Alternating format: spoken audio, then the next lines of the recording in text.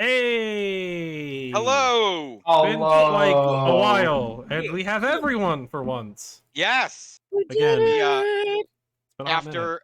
after our Labor Day holiday last week, Monday, and like half of our crew losing internet the previous Monday due to storms and all that other jazz, we are all here and all ready to bring you quality D&D stream. Hopefully with no problems.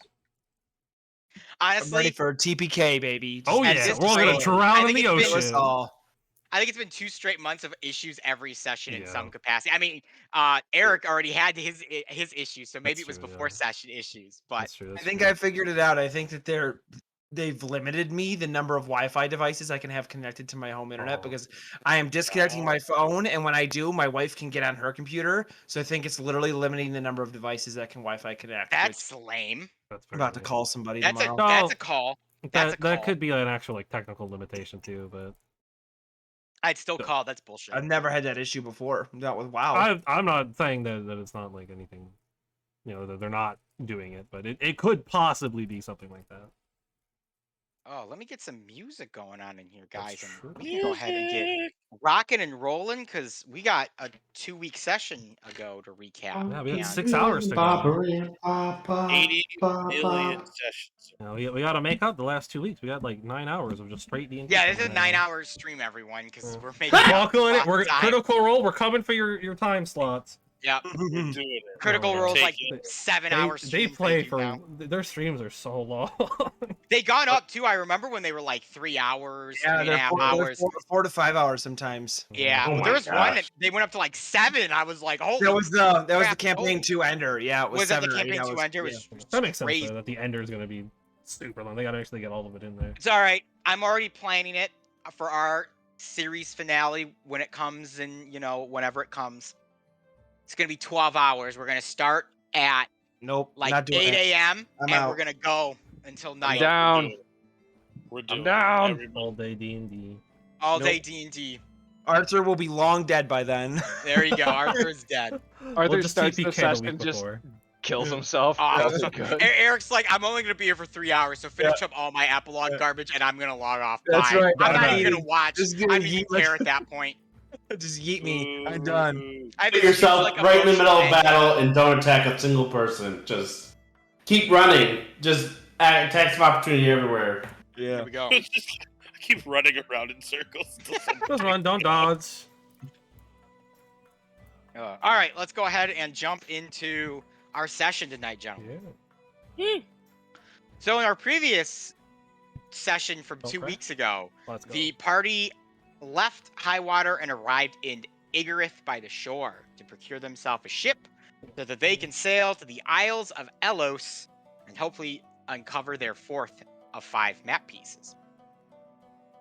This is an interesting town for Arthur and Darby and Jamie if he was with the group, but Prince Safarin is there in his stead. It's interesting because they both hail from here and have a little bit of past here. But anyways, upon arriving in Igorith and checking in with customs, they headed for the harbor to find themselves a boat. They attempted to buy one at first, and they found out that it was going to be an incredibly large expenditure to buy a ship here in Igorith, something that they could not afford. So Prince Safarin and Sentinel had this idea that they were going to go to one of the big 3 corporations, I believe Anvil Corporation, or S.H.I.E.L.D. maybe. It was one of those 2. It was not Sickle and Sword, because we ain't dealing with Gamar's company right now. I think it was one of those 2. They headed there to try to procure a boat, and they talked to like the guy at the desk, and he told them that he just gave them a note that says you get 1 boat signed by me and handed it to them. I think it was S.H.I.E.L.D. I think you're right. I think it was S.H.I.E.L.D. Yeah, no, that sounds right actually. And Prince Safarin and Sentinel and their non-understanding of the world were just like, we got a boat. So nice. Yeah. This dude's a great dude. It was a free boat. Yeah, they got it. So they have a coupon for 1 free boat from S.H.I.E.L.D. Company. In the meantime, Arthur and Darby, and I guess maybe Ruma, who was feeling a little ill, joined them. And Ruma was in the ring. Remember, he put him in the ring. Yes, he was. He tripped and fell into the accidentally got put in. We didn't know how to get him out. Yeah, he had to wait like 24 hours. Yeah, it's like a Prince Safarin's ring. Okay, you'll So pop you had out. you had a lovely time inside my Pampered. Very Got to chill and pampered hang out. little hangout. Anyway, so Arthur and Darby are able to procure some information of a certain merchant whose boat has been docked and has not been paying his taxes, and the boat is going to be repossessed. So they find the harbor master, a Ted Talazin, who Arthur knows, or Ted seemingly knows Arthur, and he basically explained that this Bolo, what's his name? It's like Bolo Swashburn? Cessburn. Bolo Cessburn. He's a merchant. His fishing business has not been doing too well. He owes a bunch of back tax. They're going to repossess his boat. But if they can get the money or convince him to give the boat up, they can have it. They're like, okay. So they find Prince Safari and Sentinel, who tell him that they procured a ship. And Arthur and Darby are like, we're gonna go get a second boat, so we have two just to be safe. And you guys head to go confront Bolo. You manage to talk your way into his compound, where you meet him. He's this snotty, short little noble guy. And you also meet two familiar faces, Keith and Dola, who were the hired hands that you fought in Highwater against the snotty, nasty merchant, or noble, I should say, that was being a dick to you guys and other people in the city. And you kind of fight heisted them. And they respect you guys for beating them in battle and all that other stuff. And through the miracle of goddess, you guys talked your way without a fight into getting Bolo to say, you can have my boat if you take it out of the harbor and then return it to me when you come back. And that was the agreement. I mean, we don't need to know when we get back. And incredibly excellent persuasion rolls and legitimately real arguments that I, as the DM, couldn't actually pass on. Technically his guards are coming with this. The two Nimrods are coming with us. Keith and Dola are part of our crew as well. Part of the crew. Yep. So we are set to go. Your crew consists of you guys, Keith, Dola, and Mip, Pip, and Squeaks. And if I remember right, you also agreed upon roles. Arthur's the captain. Naturally. Did I write these down? As the DM, I should have wrote these down, and if I didn't write these down. Sentinel's the cook. Oh no. I believe Prince Safari, you might be first mate. I am first mate. Which would make Darby, you were the quartermaster? I believe so. Yeah. And then bloody shit. And then Ruma. Ruma's the surgeon. Yeah. No, surgeon. I thought he was gonna be the bosun. Who's gonna be the bosun? That's right. He's the bosun. Because that requires big strength. I don't even know what that is. Well, I'm gonna reread all the roles. I think captain and first mate are pretty self-explanatory. The bosun, or boatswain, provides technical advice to the captain and crew and leads repair and maintenance efforts. I thought that was called a bosun has a high strength as well as proficiency with carpenter's tools and an athletic skill. I thought that was a coxswain. Nope, you're thinking of something totally different. This is a family show. Oh, a coxswain's for racing boats. It's the same role, but it's a different name on a racing boat. They ain't no speedboat. You're on a sailing ship. Yeah, leave it to that. The quartermaster pilots plots the ship's course, relying on knowledge of nautical charts and a study of weather and sea conditions. A reliable quartermaster tends to have high wisdom score as well as proficiency with navigator's tools and nature skills. Surgeon's pretty self-explanatory and cook's pretty self-explanatory. So there's 6 roles and there's 5 of you. So Arthur's captain, Prince Safarin's first mate. Darby is the quartermaster. Ruma is the bosun, and then Sentinel is the cook, who also was the surgeon, because I believe we double assigned the role.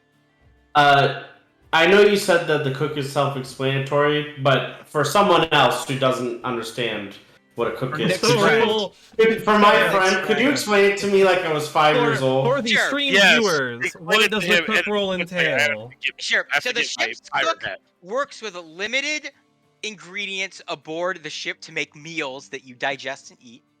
A skilled cook keeps the crew's morale in top shape, while a poor one drags down an entire crew's performance. A talented cook has a high constitution score as well as proficiency with brewer supply and cooking utensils, which I believe Sentinel had all of Actually those, which is has, why yeah. he became the cook. I don't remember if he's got brewer, so I know you have cookie utensils though, which is like the weirdest proficiency you have. I'll learn how to brew. We'll You get can there. show That's him. gonna I know how to do become- it. Yeah, say That's Arthur gonna knows how to become do my it. mission. Is Arthur knows how to gain do every proficiency in role on brewing. this ship rather well. Yeah, that Except comes for with being a surgeon, rogue, maybe. and honestly. Yeah. I'm pretty precise with my scimitars though, so. Fair enough. I like the hat. All right. This is Vacation hat. Yes. We'll There just you go. pretend that Because it's Jamie has a party set. time.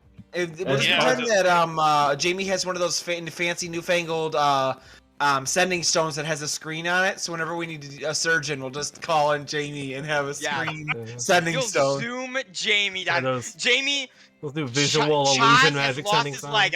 A cannonball blew his leg off. That's. How bad does it look and what do we do? I feel like that's a good way to give Jamie an aneurysm because we're just gonna call him in and Every somebody's gonna time we be need dying and he's gonna be like, "What the fuck?" Why did I? Like, what are you doing? I can't wait to happened? come back and tell Jamie that I can do his job. And jam it into the wound and bandage it so he doesn't really lose a leg. Well, it's like pull this one. No, not that one. No, not. Anything Oh my without that will kill him. Oh, Too late, he's dead. Well, We've learned today, gentlemen. this was a learning experience at least. Oh my god. Welcome to medieval medicine, where when your patient Yeah. dies, you learned something. So if You only blame it on the devil. He was stabbed on the inside, so we put a bunch of leeches inside him because that's what you do. We don't want him to We gotta bleed leech out, so we have the evil out. Yeah, leeches you gotta absorb hold the blood somewhere. Yeah. Bloodletting. That's Bloodletting. Real thing. bloodletting. You have to bleed the devil out of you to Yeah, make sure yeah, that right. you'll get better finally. Oh man. Oh my god. Medieval medicine was insane. It really was. Here, take this meth. That'll make you feel I better mean, for even your head even cold. when you think about it, not to get too off topic here, before we derail this game another half hour. Yes. It was like 50 years ago. Yeah. You'd go, well, actually, probably more than that now. Maybe like 70 or 80 years ago. You wouldn't go to like a dentist. You go to like your barber and be like, my tooth hurts. He'd be like, let me just knock it out of your face. Real Yeah. quick. Yep. Yeah, That is the especially- red and white spiral. The red represented the blood that usually was spilled in their shops. Yep. Yeah, Oh that is- wow, that's what that is. Yes. Yep. I, Oh I my feel god, I like didn't know I've that. heard that before, but I did That's not remember. it. Why? Barbers No, are that's for insane. real, man. Yeah, man. They used to do like, if you needed a doctor, you went and saw your barber. And I don't know if it's because they dealt with like, Straight razors. yeah, they dealt with like sharp objects. They're like, well, you broke your finger. I guess I'll set it for you. This guy knows how to. You wanna This guy's got a steady hand and knows how to cut You want to things. trim? You want to trim too when I'm done? I mean, it would make sense because back in the day, not many people like touched you. Right. You know what I mean? So it's like, might as well have the same guy for all of the Yeah. reasons. Yeah. So, like, what other person would you trust to touch your body at that point? Right. Because Yeah. only the one person. It's like your wife's in labor and the barber shows up. He's like, all right, I've got the stuff to deliver the baby and I've got the stuff to give your wife a haircut. What do you want me to start with? Yeah. Well, I've seen that she hasn't What's more dilated important? enough, so I'm going to start with the haircut and we'll come back in 30 minutes and see where we're at. And once the No, baby's born, you I want a quick shave, or we can Oh, shape that up real quick. I'm thinking. We'll be real quick. Baby, push! Push! With the Here's hot a wood neck plank, shave chew as on it. well. Yes, So- yes. You gotta Ugh. stop Oh my moving if God. you're gonna be doing this. Yeah, we're gonna be here For for, all a of while. our dude. for all of our 2 audience members, welcome back. Oh. Yeah. One of which is a nurse, an actual nurse. I hope she's enjoying this then. So what we're saying is that now I have a third role. I also get to be the barber. Yes, you're the Yes. barber sentinel. Yes. All Oh, right, no. let us go ahead and start tonight's session. Legitly, you guys have left Bolo Sesburn's mansion with Keith and Dola in tow, and now a written note that basically says that you can take out his ship, which is called, which you guys should have this in your No, actually, journals now in I'll Roll20, keep the it. The Armored Badger. No, actually, update the sailing ship on D&D Beyond to be I like called that name. Yay. If the Gotcha. sailing So ship is now the from what I Arbor Bay, remember, 3 weeks ago, and excuse my memory if it's wrong, we still need more crew before we leave. Correct? quite possibly. Yeah, I believe it requires minimum like 15 people. 25. 25 bare minimum. Okay. Technically, you can sail the ship with 3, but you are at like a massive massive disadvantage in disadvantage, yeah. everything you do. We have like 9 right now, right? Yes. No, you have Yeah. 11 because there's 6 of you, 5 of you, Five so of 10. us, 5 of you. 3 and 10. We have 10 people. Yeah, we got 2 people. 10 at the people. end. Yes. So we still need 15 more. 9.5 people. Those are As actually also Prince a of stab Farin block. is not a manual labor Oh, guy. it is actually a stab block on He roll will 20 as well? be. He will be. Excuse us. Excuse us. Pip and Squeaks are just down at your feet right now. Oh, Yeah. okay. Oh, yeah. Oh, I forgot they were like here. Pip told me that you guys are talking about needing a crew. Yeah, we're about 15 people short. Pip, tell him what we can do. Okay, I will, Mip. I Now, don't know if I like where this is going. what happens if we can make that 15 people for you? How's that sound? Define make. 15 people. We give the boat sentience. Oh, perfect. That That sounds- solves our problem. That sounds like a terrible idea. Oh, it's totally fine. We've done it before to other things. Remember, Mum? Oh, yes. It's It's hard to kind of like forget. that, but on a much larger scale. Isn't that right, Squeaks? Squeaks. I think it is a wonderful Will be as idea. terrifying. It should be that vehicles take you places. I mean, marginally so. Probably more so at the start than at once it's done. That's fair enough. How much time do you need to do so? Well, I don't know. Mip, do you think you can kind of say the words real quick? I probably can, Pip. 5 minutes? It would be faster and Well, I was a thinking lot like cheaper. days, but sure, yeah, that's don't have to hire people, don't have to deal with people. With less food. All right. Just take us to the ship and we can get started. All right, Arthur will begin leading the party of ragtag group of people over to where the ship should be docked. Which I will bring us back to the Igarith map because that is very important for where you guys are. So you guys were up here in the Eternal District, or I'm sorry, in Baron's Keep. So you guys make your way back to the dock. And are you gonna just look for the ship, or are you going to return to Tag Taliesin? I guess question, remind me, DM, like, was there a reason why I should go back to Tag? I mean, he is the harbor master. He kind of has the ship in power. Sure, right then now. yeah, I'm gonna give him the signed deed that says it's ours. I'm not just gonna take the ship out of the Yeah. moor, because then it might be appear that we're stealing it. I don't need any more trouble here, so Yeah, I will go find Tag. All right, you things as find best Ted, can. and he's doing his harbor master stuff. He's making sure boats are coming and going. When he kind of sees you, the whole group coming, you guys, Keith and Dola and Pip and Squeaks have vanished again. Like, you guys like looked up to be like, okay, let's go and look down, and they were just gone to wherever the hell they go to. Of course. They do. Yeah, As they do. And Ted kind of puts his papers down and says, "Well, if you're back, I'm assuming it's with good news." It is indeed, and I'm going to hand him the rolled up signed paper from Polo. Oh, he actually agreed to give you the boat without any trouble, it sounds like. You do realize when the ship returns, he's still going to owe the taxes. That's That's not my our problem. yeah. It's not our problem.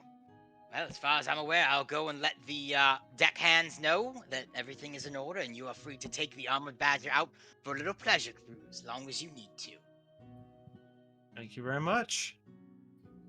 One more thing, Arthur. Maybe a few people on the high seas that might not take too kindly to seeing your face out there again. I suggest that you keep a low profile. That is the plan. I appreciate it. Most my friend. wonderful. I hope to see all of you again at some point. And if I don't, then I'm assuming you've gone to the briny deep, and I hope you find your respite there or whatever. There's no need to lie to him, Ted. You're probably going to die. I joke! I say that to everyone who comes and goes from this harbor here. It's relatively safe out on the water since the Navy's been dealing with piracy better The Isles themselves have gotten a little bit more built up, a little more family-friendly, you could say. Now that the Elios Navy has also decided to make their presence in their own isles. Good luck, though. You never know what you could find out in the deep ocean. Arthur will take that as of note and find interest that the Navy has started to invest in the Isles as they haven't in the past, and make his way over to the ship. All right. I am going to move maps here. Badger. Yeah. I love somebody added it. I am going to move you to your new ship map. Woo! Find it. Here it is. This is your sailing ship, the Armored Badger. Ooh. The topmost boat here is the topmost piece of the map here is the top deck. Yep. You've got the middle deck, which has all of the sleeping quarters, and then below deck, which has storage and a couple more sleeping quarters. Couple cots. The cannons on your boat, because I couldn't find a map without them, don't exist. You have on this ship, if you double check your thing in roll 20, Badger. We got ballistas and mongrels. You have a ballista and a mongrel, which Which is kind of like, I believe, a cannon, but not a cannon.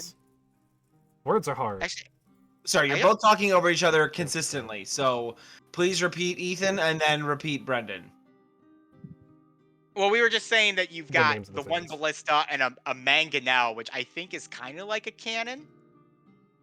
Mangonel. Is that something Yeah. you spread on toast? Yes, Well, it's it all is. of it. I have to actually look up. Mangonel, Google, a military device for throwing stones and other missiles. It's kind of like a catapult. I was gonna say you have a catapult. It's like a catapult trebuchet kind of thing, Okay, yeah. All right. based So on for the images I'm sake- looking up. For the sake of your boat, your ballista's in the front of the ship, your mangonel is in the back of the ship. It's a traction trebuchet. So instead of a trebuchet doing the full 360 where it's throwing something end over end, it just does this and stops. It Yeah, it's kind of like very a. spring-loaded. I'll post it in the Discord. It's basically just like what you would think of as a catapult, a traditional catapult. It just very small. you pull it version. down, you let it go, it just flings forward, and then Sweet. stops at a bar.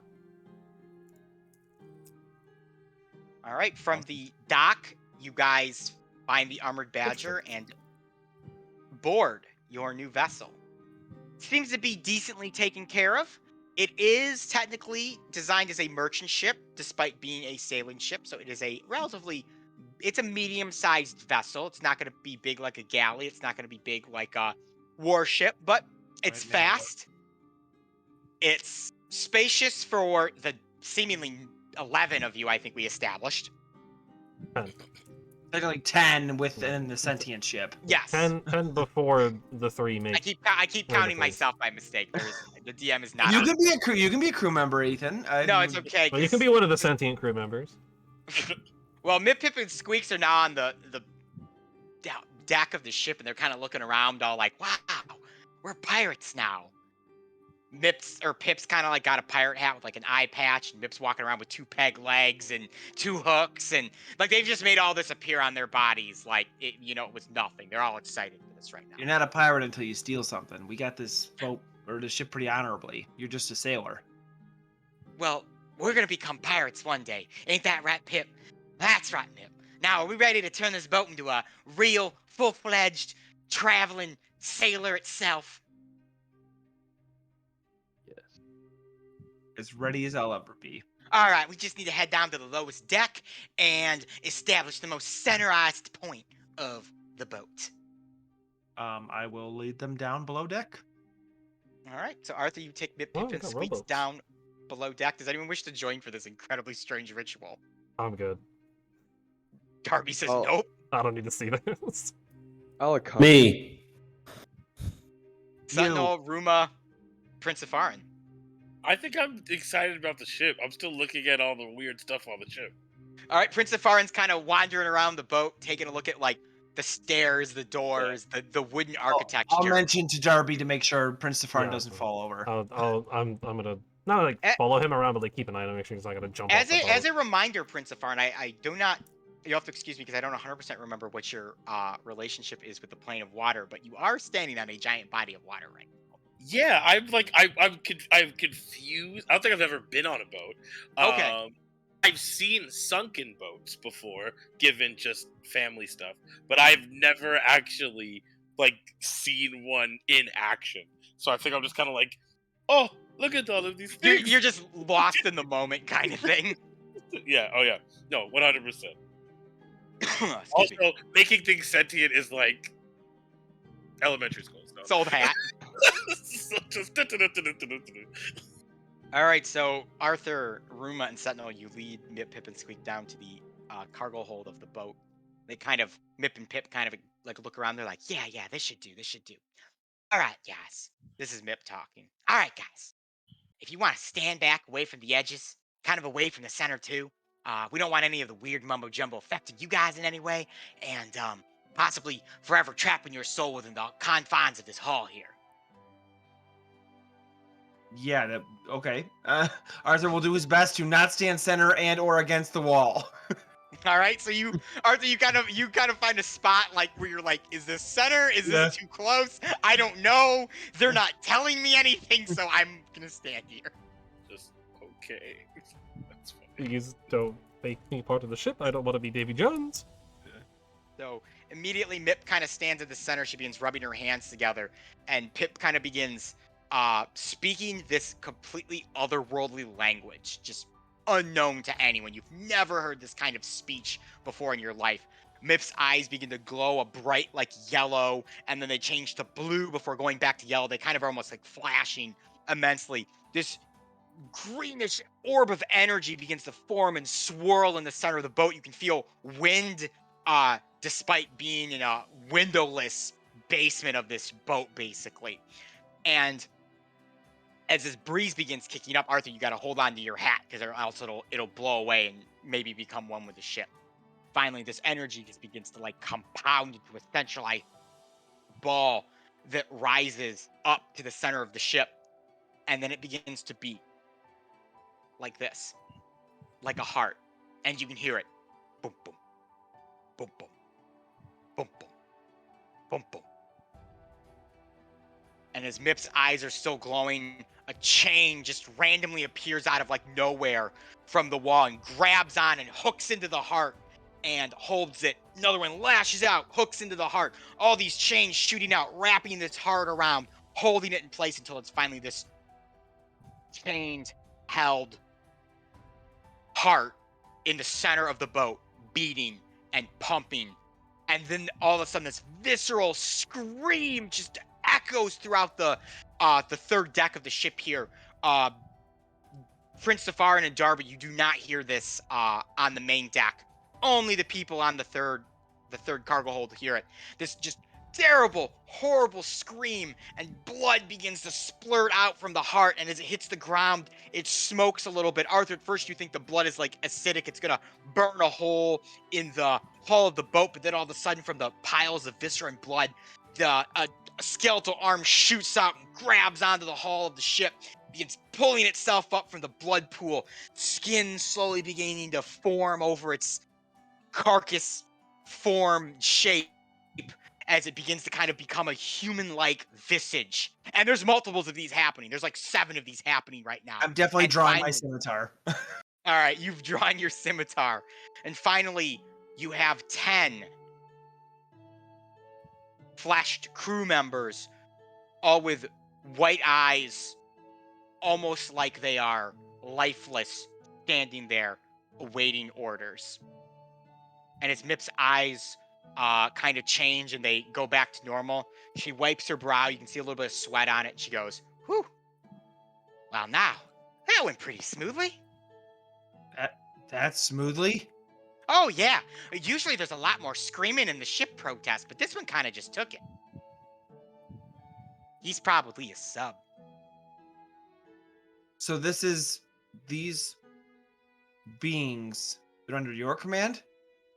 They're under anyone's command that we want to give them to. And these are of the ship? Or where'd you Yup. take them from? Oh, well, we just give the ship life, and then we just rip it apart, so it makes all these little lives. It's an incredibly painful process. Ain't that right, Pip? Immensely painful. That sounds horrifying. Okay. Can we just acknowledge that comment? He's probably a sub for all the layers it had, not only in like the sexual innuendos, but in the nautical references of being a submarine. Like that was great. so It was good. great. Yeah. It was a light touch. I liked that. I'm glad. Thank you. God, that was funny. Only it was yellow. Well, I will Ah! as my first order, I guess, to them, I will tell them to find some clothing. They are clothed already. They Oh, came pre-clothed. They are. Oh, okay. They're in rags, but they're pre-clothed. Perfect. Rags is best. Mm. I will. Oh, I will fix this. You're not Jamie. You're Prince of Foreign. I'm aware.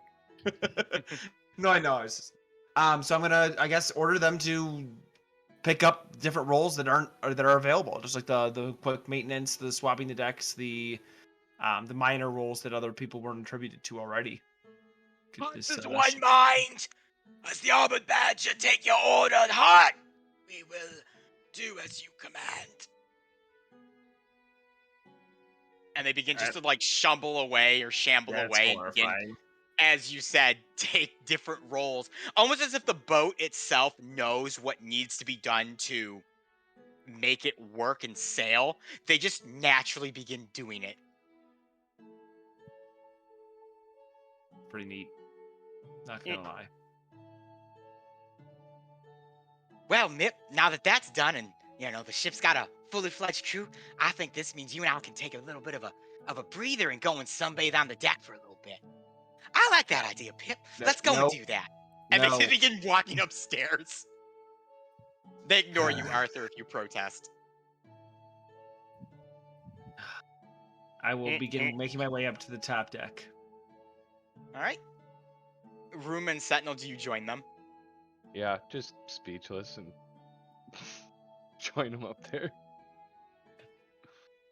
Yeah, I'll join. All right, so you guys head up to the top deck. Darby and Prince of Farn, are you guys still up exploring the top deck, or have you kind of moved throughout the ship? Wherever Yeah, the princess is where I am, pretty much. Yeah, I am walking around the ship, just super excited about the concept of it just being on top of the water as opposed to underneath it. Trying to figure out how it's doing it, but also just like exploring this ship. There is a lot to explore, a lot of nice-looking bedrooms, and I it's picked the definitely nicest one. No. that would be the captain's quarters. The in captain's back of the quarters ship is here. this one right here that says Ruma's room, which is not correct. That is mine. Well, you were downstairs, so I would have made myself comfortable in the biggest room on that side. I will be kicking you out. So that's where I would have put. Well, I don't even have any stuff, but like that's where I would have just assumed I was staying, so I wouldn't think too much about it. And then I would have just like kind of kept walking around. Christopher just sets his party time hat down. He's like, I don't need that. Yeah, give it a few flourishes. Clean the windows, make it all nice and sparkly inside. You're sprucing it up, cleaning the cobwebs up. So, there's that. Oh no, not me. Sebastian. Sebastian, But yes. obviously. But yes, Sebastian that cleaning is what is being done. As everyone else makes their way to the top deck, you guys can see Pip and Squeaks have already gone to the back of the boat, and they're setting up like pool chairs and leaning back with those big metal things to stand themselves on, and they're just laying back there doing it. I'm going to make my way to the ship's wheel. I will ask Ruma if he can crank up the anchor. I'll just nod and go crank up the anchor, and then while I'm starting to crank it up, I'm just gonna pat the boat on the rail and say, "Can you lift the anchor?" Can't hear you, bud. Hey, hear you, Ethan. I don't know why it's not coming through. Can't pick up my voice. It be my pleasure. And then all of a sudden the anchor just begins lifting up on its own. You can see the crank for it just turning on its own as it attaches itself back to the top. And Ruma's just gonna go, And then he's gonna walk and find a room that isn't, I guess, the captain's room because Prince of Farin's already in there, and he's just gonna relax. All right. Room is relaxing. We're killing it. We are the best pirates. Since you don't unfurl the sail while you're in dock, I will get whoever has access to the oars, the mini oars, and the tinier sails to get us out from the dock, and then we can unfurl the main sail. All right. Yes. So you get all of the oars and all that other stuff out. You you order the ship to basically oar itself out of dock, and all of these, the 10 bodies all like make themselves like at attention as you give this command, Arthur. They head down to where they would put the oars in, probably down to the cargo hold. You just see them shoot out from the ship, hit the water, and they just begin rowing themselves out of the harbor. And the armored badger, people listening to him at the ship's helm again.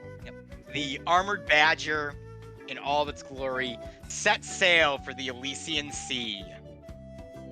You know, I didn't think to question it beforehand. Can we reverse making the ship sentient?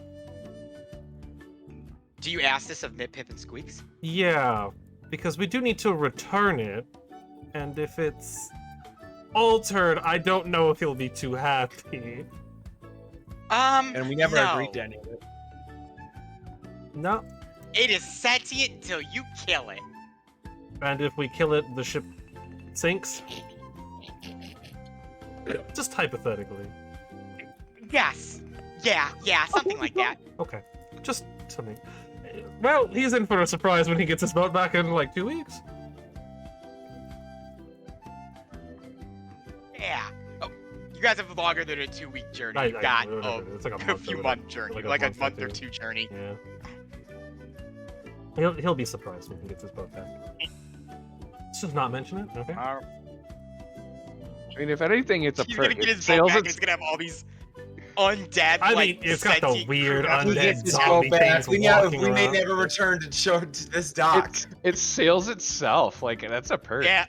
Yeah, no, he's like, that's amazing. He's done Yeah. this. I get. I mean, as long as Nip, Peek, and Squeaks say that they should listen to that person, but if That's they yeah, don't, that's the problem, right? Is if it doesn't listen to him, then it doesn't matter.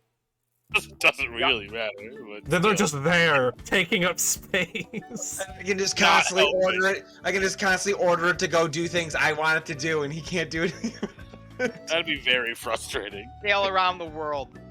Just Go leave a back tell there. stone or a sending stone in the ship so you can always tell the ship what to do at Yeah. random intervals. Oh, Just that's awesome. stop working. Have it come fight the BBGE for us. It just enters in like Yes. back. Like the Going Merry and save us at the last minute. I'm into it. Yeah. Arthur, as you are at the ship's wheel, which actually I should probably add the players to the boat real quick. Oh yeah. At the helm. So Arthur is here, which I don't know if these numbers are right because Roll20 just loves to ruin my numbers every single time I. So I sometimes it likes to changed just revert to level 1 for some reason. Yeah, Even though it the gets character really- sheet is not level 1. Yeah, it's really weird. Sentinel, where are you gonna be? Yeah, I'm gonna find my way down to the kitchen. Ooh, that's a good question. Where's the kitchen on this boat? I found In it. Looks like it's in the Yeah. back here. Yeah. that looks All like a good right. thing. I named my Alright. restaurant. And Darby, what? where are you? I'll be up on main deck trying not to throw up overboard. You'll just be hanging off the back over here. You're literally like looking over, and Mip, Pip, and Squeaks are still like sunning themselves out like they're on vacation. I'm Mip just looks holding over, my she's like- arms over the railhead, like. Mip, Just Mip looks hand on over at you, forehead. Darby, and says, "Hey, can you come rub suntan lotion on me real quick?" No. Darby, Okay. eyes on the horizon. Yeah. It's the only thing that helps. Uh-huh. Eyes on the horizon. Yep. Get right on that, boss. Dock and hen. I love it. The dock That's and amazing. hen. That no doctor office and restaurant. He'll patch you up Combined. and give you a nice steak on your way. Right. Patch you up and fill you out. Yep. There's a new You should have called it the business Watts. venture. Well, so it's a nod to Dr. Jamie. Also, Doc's ships. You know, Yeah, it's layered. Docs. It's a layer. It's got layers. Layers. Oh, The This dock and is hand. the layered episode, everyone. It's all these jokes have like multiple layers. You got to rewatch. You got to rewatch and donate $20 to really undercover it all. Yes. The And secret you'll get a- strategy guide. That- Well, Get a the free real snack. Easter eggs make themselves known to you.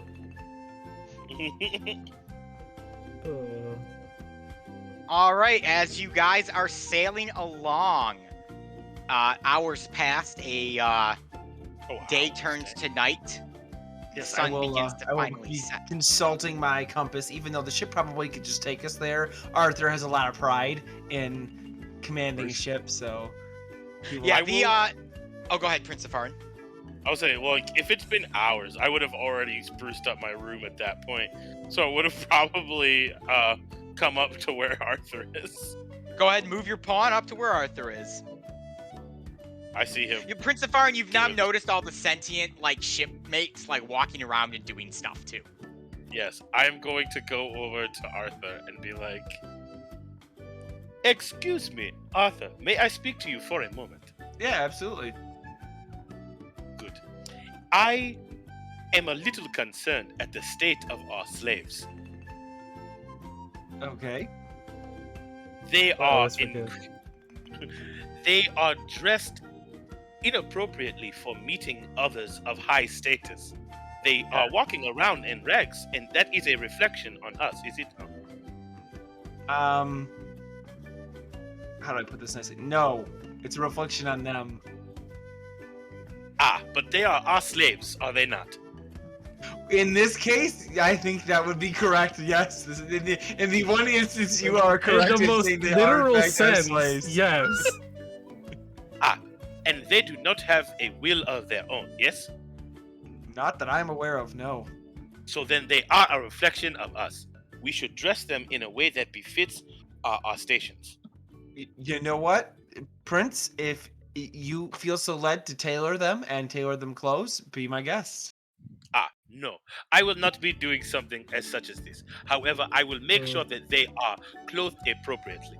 Perfect. And I'll turn around and go back to my room. You're gonna go through your ring and look for clothes to give him.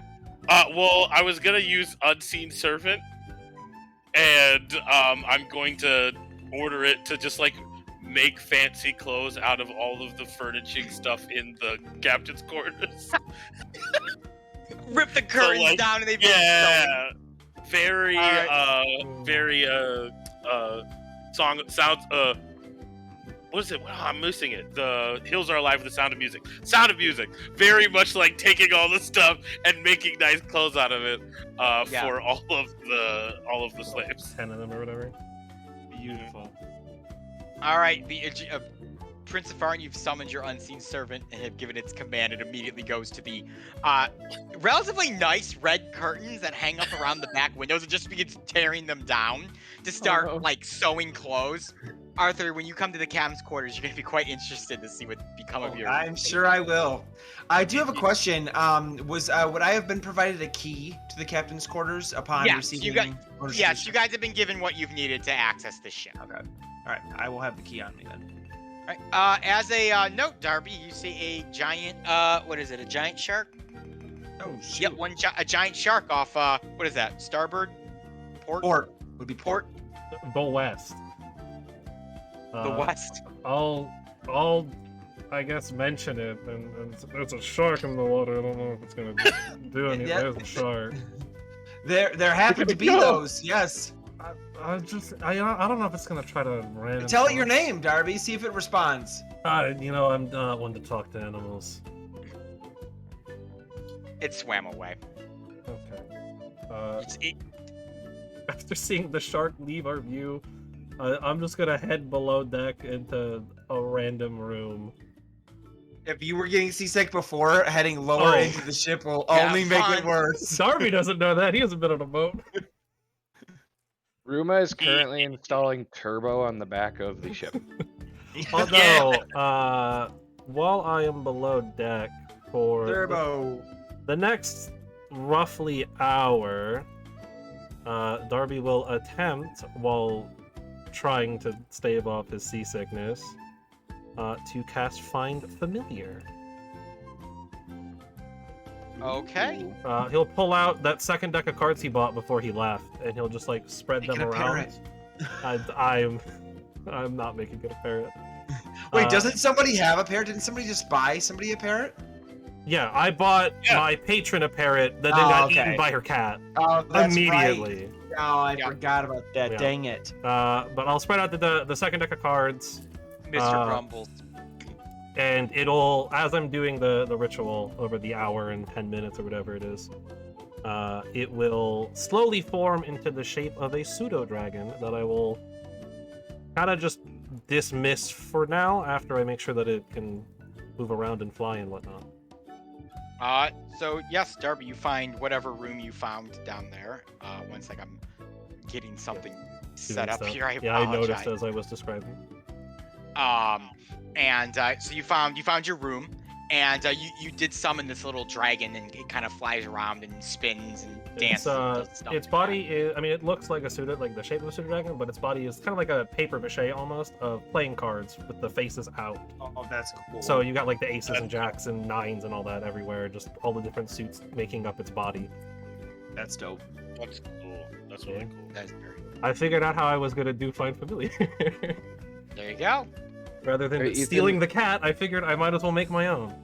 Ethan, I know you're doing something with those things you just put on there, but I would like to note that we have increased the speed of the boat by about 100 feet per second with the giant turbo engine on the back. I love it. Unfortunately, turbo engines only last 0.1 second in Elyssia, and you possess no rocket fuel, so it Yeah. doesn't. It None doesn't of us. I last don't think very any of us can long. cast Firebolt, so we can't just start using Firebolts. Unfortunately, Jamie could have made that happen. I could have made rocket fuel with my alchemist stuff. That's a big bummer. But Prince of Farin could stand on the deck and use his wind control powers to blast wind into the I sail. actually- You could. I don't know if you know Gust, but you could 100% cast Gust No, and that's give what us he the sail. said. I can do that actually. It's something that I thought about immediately, and I have not done. I've decided this isn't my job. Yeah. Yeah, no, that. He's not working on vacation. Yeah, it's vacation time. It's not work time. Also, no one's Guys- asked me to do that. That's true. As you guys are sailing along for a few hours, it's almost nighttime at this point. Arthur, you're still at the helm, probably getting time to turn in for the night and put one of the ship crew bodies on the helm. However, from the we'll put these guys on the starboard side. On the starboard side, you can actually see like the vestige of like people, like kind of jumping out of the water like dolphins almost. And they kind of stop and pluck themselves up and watch the boat go by, and they begin waving to you. Greetings, fair vessel. I'll tip my hat to him. I won't slow the vessel yet, but I will tip my hat to him. Mind you, spare us a moment. And as the vessel kind of begins going by them, they actually kind of turn and begin following it. Okay. I'll slow. I'll have the boat slow. Okay. Pull the sails up. What you Do need? whatever. My name is Sir Ellington of the Merfolk clan that resides in this area. Saw your ship passing by and thought we would greet ourselves, me and my 5 knights here. Where do you lay claim to? Lay claim. I guess our home is quite a distance off, but as of right now, just this vessel. Allow me to rephrase the question then, friend. Where do you travel to? Ah, yes, the Isles of Helios. Ah, a most wonderful area. Changed quite a bit in the last few years. Be careful of black sails. Most treacherous in the area. Duly noted, but I'd reckon that black sails should be wary of us as well. As you were then, as you were. Safe sails to you, friend. Safe seas to you as well. And they plunge. Oops, I blew up your thing there. I undo that. It actually looks Undo. it kind of looks cooler with Yeah, just the white line. Yeah. All right, well, you just get the outline now. Actually, that one was better. Yep, the merfolk submerge themselves back into the ocean. Little pocket that they felt the need to warn us of black sailing ships. I will command the ship to continue on, not a brisk pace, but to continue on. And if it's nighttime and we're all kind of bedding down, is that kind of what we're transitioning to, or? Yes. Yeah. Then I will have the ship continue its path, and then I will make my way down to my quarters. All right. You many make your way down to the quarters. Prince of Farin, are you in your ring yet, or are you still in the quarters? I'm lounging in my vacation spot. So Arthur, as you know, you go to unlock the door, you realize it's not locked; it's already unlocked. And you open it, you see Prince of Farin in the big cushy captain's couch, kind of leaning back, fanning himself with some magic. No, Sebastian's fanning him. Yeah, I'm not fanning me. Sebastian's Sebastian. fanning him. That's what he's there for. This black mass in a humanoid shape is stowing clothes and like holding them up, making sure they look good. All the curtains are ripped down. The bed sheets have been pulled off. They're currently in, there's like curtain clothes. There's a comforter like shirt. Just a whole mess of things. Yes. Prince of Farin. Arthur, hello. It is good to see you. How can I help you?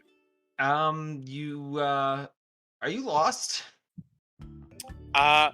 Well, no. I am here on the material plane. With my friends, we are being pirates.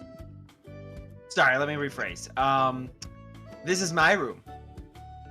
Oh, that cannot be, because this was the nicest room on the ship, which would be reserved for the one of the highest station, which is myself.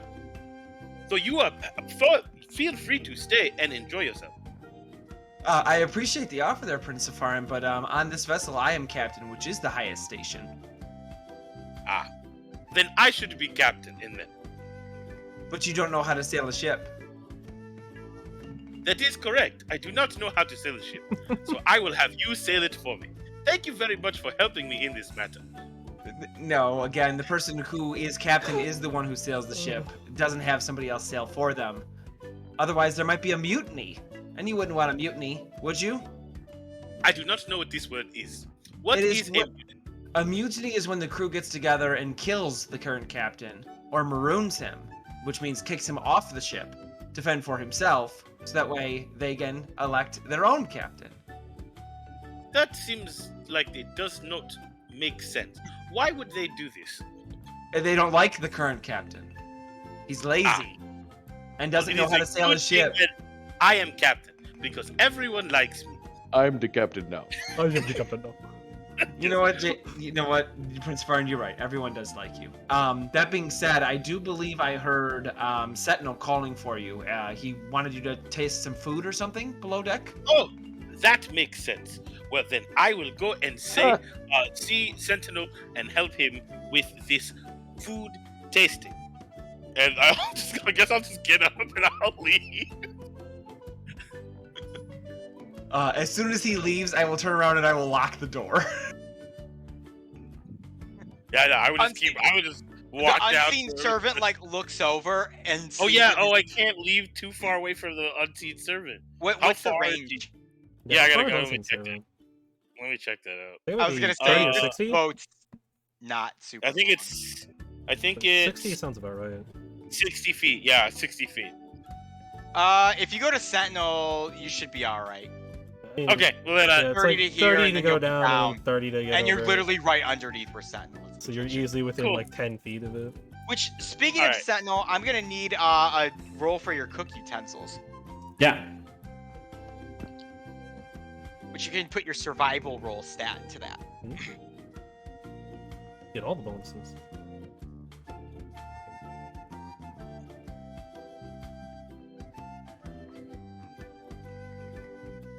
That is a 15. 15. So Sentinel, the first thing you did when you made it down to the dock and hen is you assessed your kitchen. You looked at what provisions were on the ship, what your cookware looked like, which you basically got a cutting table and kind of a stove with like a pot and a lot of stews and soups and gruels. A lot of salted meats. Not a lot of vegetables. Most of them are pickled. Let's just say that eating food on this ship is eventually going to cause stomach cancer with the amount of salt you're going to be Oh my injecting. God.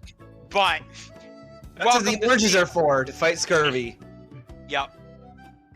So you kind of gather up there's some pickled herring you find. You gather up the pickled herring. You try one. It's old. There's some onions. Some of them are moldy, but if you cut off the moldy bits, the rest of them are still good and ready to be nommed down on. Some carrots. You kind of cut it all up and you pop it in a pot with some water. Seawater to give it that salty flavor. And you begin to boil it to a big, hearty stew. And the pickled herring kind of begin to marinate the water a little bit and give it kind of this like briny taste, mixing with the salt water. And as it like is boiling and evaporating, it's like just compounding the salty flavors of the whole thing. And finally, Sentinel, you look and you've got like a whole fish head like plopping up and floating and looking right at you, and you go, "That's good. I have made dinner." Good job. Can I add to dinner? Yes, of course. You may add anything you have access to. All right. So I'm gonna make with some of those ingredients. This is a celebration. We're on the ship for the first time, so I'm true. going to take a barrel of mead and get that all ready, and then I'm gonna make a fancy charcuterie board with our salted meats. We're gonna have probably cheeses that we. There's some salted pork in the there's salted pork and beef in the stores. So we'll have various vegetables and things like that to do. You're gonna use our entire supply the first night? No, just a celebration and some things that would be perishable, but that we bought at the very beginning. Some cheeses, things like that we would use up in the first little bit here. But we gotta celebrate. So that Sentinel is preparing a first night on the boat feast. Though we did not roleplay you guys buying provisions, you obtained provisions before. Ah, I was Can we- actually go ahead minus 10 gold from the play. I forgot to mention that from the player stores for your provisions. who's got player stores? Me or you, Darby? I can't You remember. do. Sure. I cannot be trusted with the party gold. That is right. That is. I do Yes. remember. Always remember, So- if you ever think I had it, Gamar would have 20% of it. That's right. Okay. Can we Sentinel, yes, go ahead. have various small livestock for eggs and for like goat's milk and things like that to provide as You're we just gonna have? a goat. I will say Yeah. you have three chickens and a goat you're able to get on board. Yeah. Yeah. There's this kind of room in the front here that looks like it's got hammocks and stuff. You don't have a full complement, and the ship doesn't need to sleep, so goat's got a spot to hang out. It's just eating the cots. Yeah. Yes. We come back, there's no hands. How many people do we have that actually need to sleep? Just us. 11, 10. And the two guys, yeah. Yeah. I I don't, also Squeaks don't need to I don't know sleep. if not Mip even and yeah, Squeaks Mips need and to sleep. Squeaks don't need to sleep either. Yeah, so it's just the five of us and Keith and Dola. Yeah. Okay, I am now claiming this is Ruma's room, and he's going to push those two beds together so he can actually fit by laying diagonal on them. Nice. Somebody who has actually had to do that in real life. That is a wonderful, wonderful thing. I've had to too, and I'm not nearly as tall as you are, so it's a real problem. Prince Safari, you were gonna say something, I believe. Oh no, I said I also need to sleep. If we were talking about people who need to sleep. So Sentinel, your meal is done. You've got your charcuterie board, your mead, and the brine stew that you've made. How Awesome. long has it been since I was trapped in Prince Safar's ring? Probably like 8 hours. Okay, so I guess I'd be hungry, because if I was in there all by myself and there was a bottomless supply of super high quality food, Ruma would have eaten. And Ruma eats a lot. His caloric intake to maintain his body is huge. Yes. Easily 30,000 calories. It's like the In Dwayne one The Rock meal. Johnson's like mass building. Yeah. Oh yeah. Golly. God, that stuff makes me nauseous. Dude, It's so much food. It's so much What food. is it? Brian Shaw, the world's strongest man, says the hardest part about being the strongest person in the world is forcing down food every day. Oh, Gotta That's feed so that much. body. Well, you know, a lot of calories. Keep it going. Provide fuel. All right. Brian Shaw revealed that he's consuming 9,700 calories a day. oh my God. Yeah. That's so ridiculous. And it's Just not a even whole when he's cow. trying to bulk. Like that's just his What usual even is time. that? Oh my gosh. That's I mean, you just gotta be eating all day, just Yeah. never stopping. Brian Yep. Shaw's 12,000 calorie strongman training nutrition plan. good. He's actually a Too super much. cool guy. Even if you're not interested in like strongman stuff, he's really cool. But anyway, let's eat this dinner. Yeah.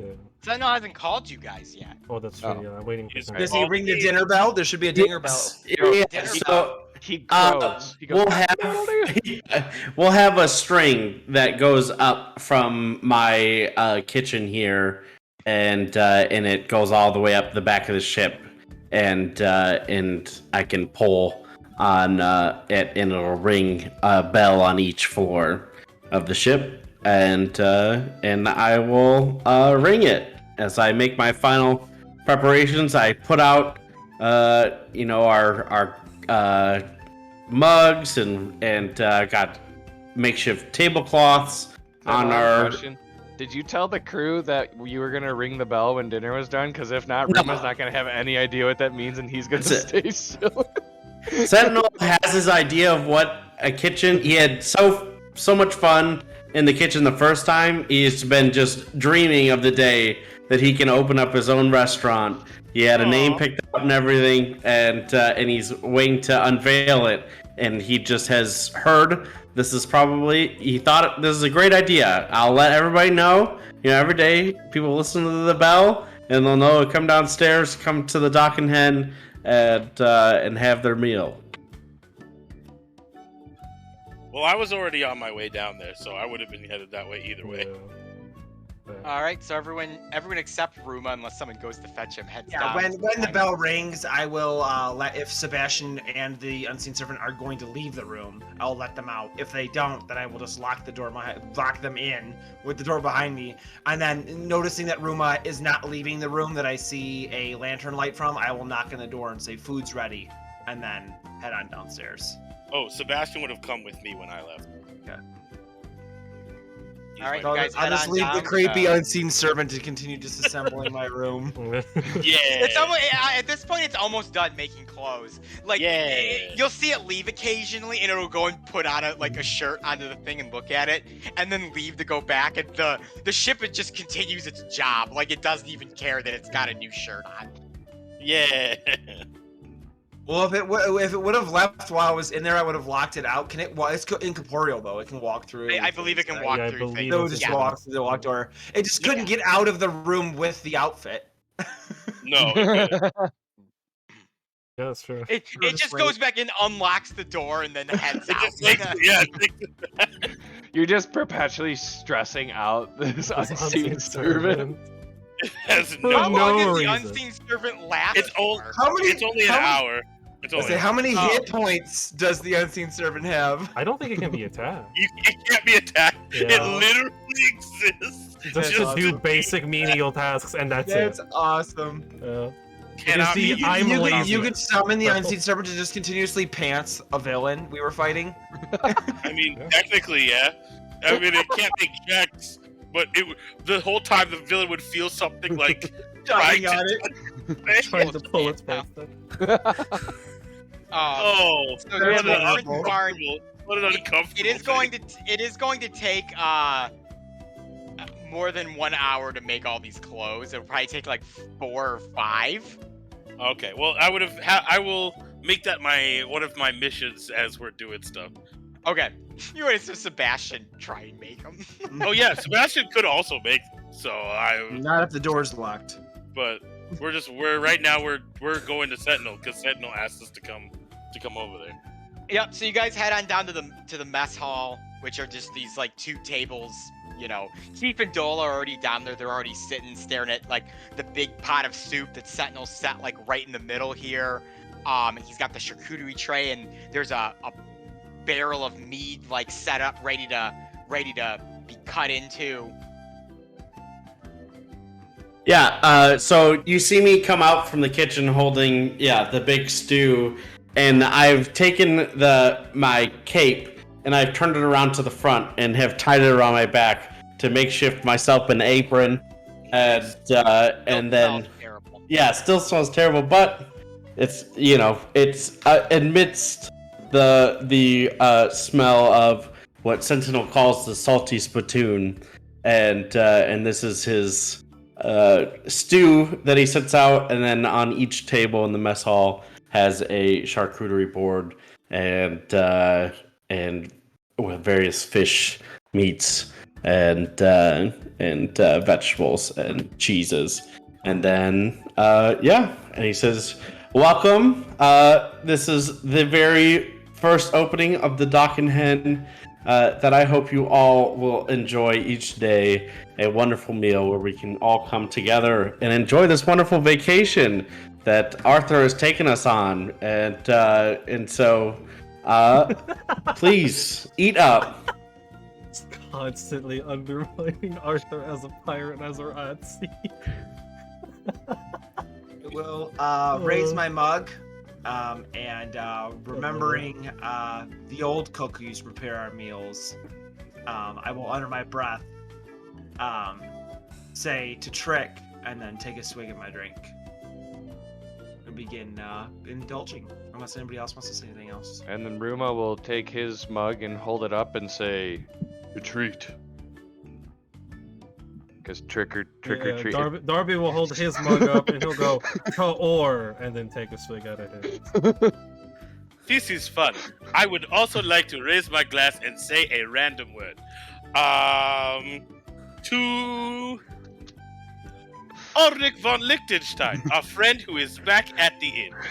That was actually kind of sentimental. That was sweet. That was sweet. Yeah, he's back there, all right. He's back there. Sentinel, you're the only one. He's the cook. He doesn't have to. Yeah. I mean, I'm very proud that all people are cheersing. They are celebrating and very proud that we are starting a new journey together, and it seems like a happier one than some of the ones that we've been on. So. Despite everything I've described as being disgusting as this salty stew of pickled herring, carrot, and onion, it's surprisingly pretty tasty. You don't know what seasonings you threw in there, Sentinel. You just kind of found like bags of seasonings and just started chucking them in there. But it is made for a relatively hearty, flavorful soup. And the charcuterie tray mead is a very, very nice addition. The entire party receives plus 10 temporary hit points. Ooh. Wow. I'm not mad at that. Well, we take No, I those. ain't. Neither am I. The Keith and Dola are eating, and they go, "Now this is some pretty good grub here, if I do say so myself." Mighty fine meal there. Very good, Sentinel. Very good. Thank you Also, all. if anyone is curious, Pip and Squeaks are still up on the deck sunning themselves, despite the fact that the sun has gone down. It's nighttime. They're Sounds getting right. those moon Sounds about rays. You gotta balance the sun with the moon. sunning. They're mooning themselves. Yes. You gotta get that moon tan along with your sun tan. It balances it all. It gives you that nice, perfect gold brown. Moonburns are the worst. Yeah, moonburn Yeah. too. Oh yeah. That'll This stay is with you a for lovely weeks. meal that you have prepared for us. Thank you very much for this. Of course. All right. After dinner, you guys can all turn in for the night if you would like. So for Arthur, whatever deal. reason you needed a long rest, you can take it. Yeah, Huzzah. I would I would go back to the big room. No, I would be the whole dinner. I would be waiting to see if Prince of Arm was going to get up, and as soon as he gets up, Arthur will very quickly and rapidly use his dash action to hit the back of the cannon's Rush quarters to and the lock Prince of Arm out. As I get there, I'd be like, I try to touch the door and I see that I was locked, and I'd be confused, and then I would just use Mage Hand to turn the lock from the other side. Arthur will be holding the lock on the other side of the door. All night. Then I'll knock it. Excuse me. Sorry, nobody is home. Oh, is that you, Arthur? I recognize your voice, unless this is another person who sounds very much like my friend Arthur. If so, I seem to have a problem, as the door is not open.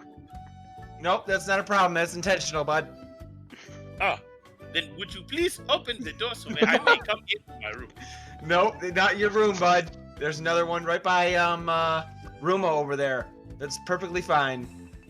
Ah, well that does not make sense, as this is the nice room, and I am the captain of the ship, as we discussed earlier.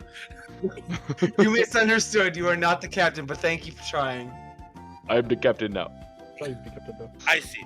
Well, despite being not the captain, I am still the prince. So I must insist that I enter into this room.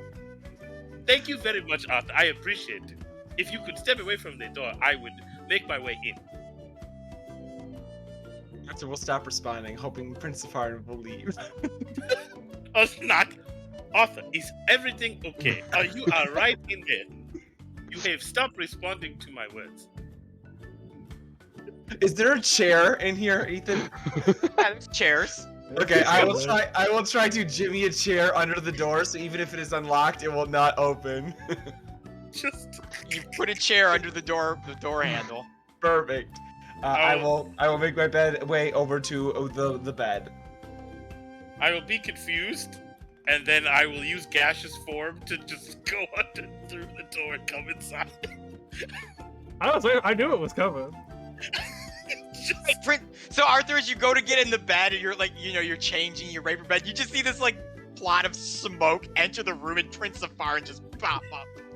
Ah, Arthur, I see what the problem was.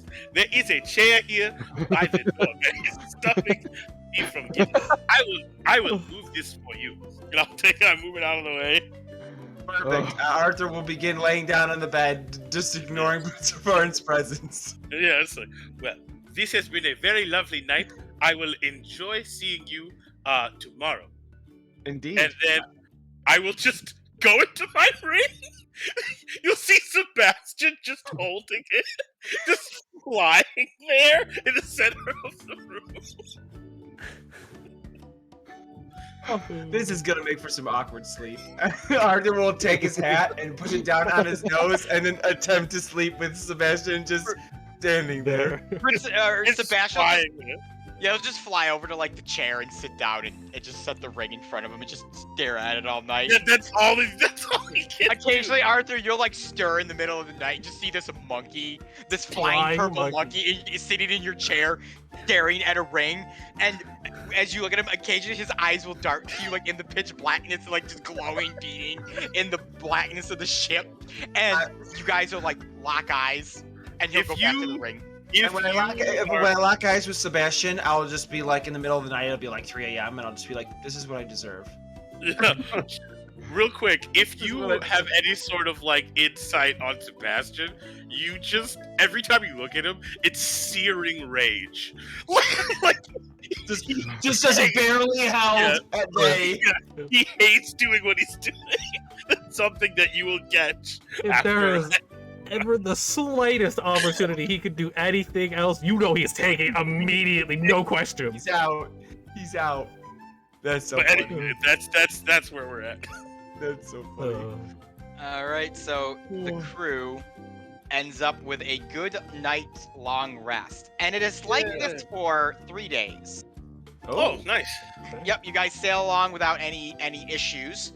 I did do some rolls, and just as a quick thing, you basically just encountered a bunch of scary Well, sea how life. about Couple more, some killer whales and dolphins went by, and where's that? A keelboat went by, but it opted not to like flag you down or anything. You guys just kind of passed by each other. Are the like the sentient ship golems finally dressed now? They are So I would've finally done that clothed. every Yes, day. they are You know. finally clothed, and they are in slightly better. They're in like these matching like red little sailor uniforms you made them, so they look a little more presentable. I would have asked Arthur what pirates wear and what it distinguishes a good pirate from a shabby one at some point. So if Arthur, if you wanted like a Jolly Roger or something particular on For sure. all of these outfits, they would have them on there. For sure. And that's the thing is too, is I would also steer him away from like creating like a uniform, because if they were all like in unanimous uniform and they're all like bright, cheery, like I'm a dopey sailor uniform, we're gonna get robbed immediately. So I was That like, would have been my thought process. so I would like more like make them more like ragtag, not like matchy. Okay, so I have done this as the Everyone appropriate is pirate custom. You now have a ragtag mercenary-looking group of Perfect. slightly undead boat sentient sailor men Jeez. that just endlessly do the job commanded of them. Perfect. Oh, that's another thing I should mention too, Sentinel. In the cargo hold down here is a giant bleeding heart chain Yes. floating in the center of the ship that you get to walk by every morning Every day when you when I walk take care of these animals. God. Goodness. This is We a fair- ate dinner. We ate dinner just outside the room with a giant. Yeah, it's in there beating. Probably when you're eating, you can hear it bump, bump, bump, bump, bump, bump. That's terrifying. You know, That's wonderful to sleep to, too. Yeah. You know Knowing what? that that's there. We'll get, like, Quite a nice. rhythm. We'll probably miss it when it's gone. Yeah. Sentinel has named the heart that he passes by and says good morning to every day. Of course. What have Yes. you named it? Bob. Bob. Bob the heart. The heart's name is Bob. Bob the boat. Should have gone Yep. with like Cardi. Nope. Cardi B. No, Cardi. No, because cardiovascular cardiovascular. Yes. Ah. Could No. have called him Bash. Could have called it. Sentinel's favorite artist. Cardi B. Cardi boat. Yeah. That's what I was getting at. No, it's Well- more layer jokes. More layer jokes. Yeah, okay, so Sentinel is no longer Bob, it is now Cardi Boat. Cardi boat. Yo, what up, Cardi boat? Party boat, and it sings wet ass boat. Yes. Wab. Damp ass Wow. neck. Oh. Let's get it. That's for the kids. The hit AKA song, Dad. That is Oh. for the AKA kid. Dad. Yeah, Dad. The hit pop song, Dad. Oh, Dad, oh, I love it. I love it so much, guys. My God. Oh, what a What great being a session. pirate does to you. Yep. I want you to touch that big black thing hang on the side of my boat. I got a swab poop deck. Yeah. Hey, I need some nerdy. I need you to take WAP and just put it into a whole song, Dad. I want a song by next session you can perform for us. Yeah. Fantastic. We got it. You can have it as a on your next album, just Dad, and it's about a wet boat, and no one knows why, and it's just on the album, and people are like, "What is this song?" You have to watch all 100-some episodes of the Elyssia So understand. To understand this one off joke reference. Oh my God. That's wonderful. We're doing it. So, on the third night of you guys resting, without too much crazy stuff, Sebastian's still staring at the ring, in every night. every night. Because it happens literally every night. Just come in there and just go into my ring. You can go in this ring anywhere, but it has to be. It has to be a nice in place. this room. I'm gonna Yeah, ask but- Sebastian. I'm gonna try asking Sebastian if he wants to move to a different location or anything, and obviously he won't respond. But Actually, if no one's ever tried talking to Sebastian. yeah, Art will absolutely try talking to Sebastian. Third Yes. day 3, you're like, I'm gonna be friends with this guy. You just turned and said, yes. like if you wanted to like go to another room so you didn't have to stare at me, or like maybe drop the ring off the side of the ship, like I guess. I would love to do that, Arthur. I can't. Drop it off the side of the ship. Oh, if he could throw that thing, he would throw it as far as he could. You can't, as No in question. like you are morally obligated Oh. not to, or you can't as you physically cannot. Morally, I don't give a fuck about Guy or any of them. Unfortunately, I am not physically able to. What did you do to deserve such a fate? I didn't do anything. He was born. Yeah. My He exists. master lost a card game to this little bitch's father, and so I'm stuck in this form and following this every whim for all eternity. Well, good luck with that. Yes, it's great. Thank you. I'm just going to turn away and Can sleep. you take one of your pistols and hold it like close during the Just in case. You never know. in case Sebastian snaps and starts axe murdering everyone in their sleep. Ugh. Yeah, no, his eyes are twitching. You also realize you've never seen him eat or Yeah. like have any sort of like other thing involved. It's not a great situation for Sebastian. The poor being. All right. Well, on the night, Arthur, that you conversed this little conversation with Sebastian, and now you've all fallen asleep. At about 3 a.m., unbeknownst to any of you, there was a noise down in the cargo hold, masked by the beating heart of your now sentient armored badger.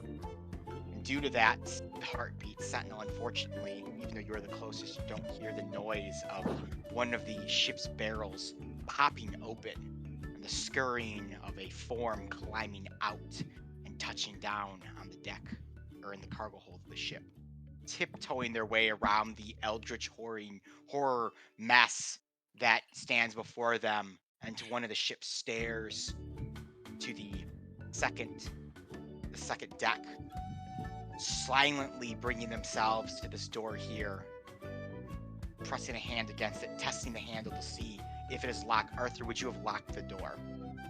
Yes, every night I would attempt to keep Savarin out of the room and see if he takes a hint. He does not. The form pulls out a set of thieves' tools and begins jimmying the lock until it and opens. Arthur, I need a perception check from you. Okay. Also, Sebastian would have a Sebastian is completely, he's literally able to stare right at the door. So question, wouldn't it, because DM, to be more fair to you, technically I'm asleep, so wouldn't it be my passive perception? Good point, yes. Yeah, What you're not was- So my passive perception's only 12. Definitely beat your score with a 22. Oh. So, Sebastian, you heard all of this. Yes, I'm hearing that the door is opening. However, Sebastian's orders are to watch and protect the ring while Prince Safar sleeps, so he's not going to do anything. Did Sebastian have, like, night vision or anything? Dark Should vision. have dark vision. Dark vision? That's what I meant. Yep. So as the door slides open, a shape steps in, and obviously this is all in mooted grays are seeing this, but a young beast person has stepped inside the ship, and they kind of stop and look over, and they see the purple monkey sitting in the chair looking at the ring, and the It's two a of you rainbow lock Yeah, eyes. rainbow monkey. Rainbow monkey. It's a rainbow monkey, and the two of you lock eyes. Sebastian is going to is just looking at it.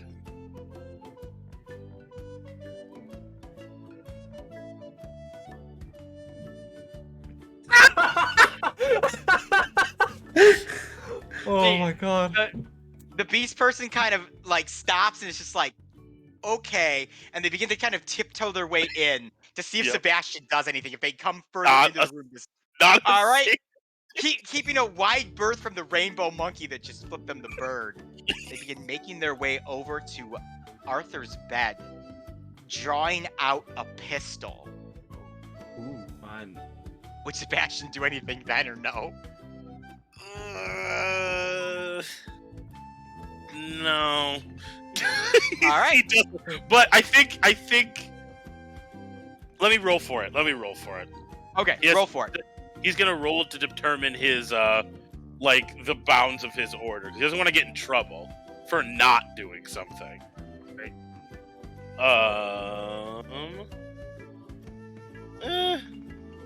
His wisdom isn't great. I'm gonna say no. He doesn't. He's gonna let All this right. go down. So as I'm actually gonna give them another stealth roll here real quick. Arthur, your passive perception is 12, you said? 12. They still beat you with a sneaking roll of 25. Hmm. They step up, draw out the pistol, cock it back, and Arthur, you can feel you were awakened suddenly by the barrel of a gun pressed into your temple. Stirring awake and being startled, I guess Arthur would freeze. Don't move. Who are you? What do you want? My name is Natalia Trick, daughter of Thomas Trick, and I am going to kill you, Azrael White. Recognizing the name immediately and knowing who this is and what I've done, I'm not going to say anything. I'm going to close my eyes. All right. Accepting what's going to happen. Question. Yes. Is this conversation being happened loud enough that a person asleep in the same room would hear it? What are you asking about Prince of Farin and his ring? Yeah, because I can still hear and like I can hear everything that happens outside. As Yeah, if I would he's the say. ring. Yeah, Yeah, I would as if say.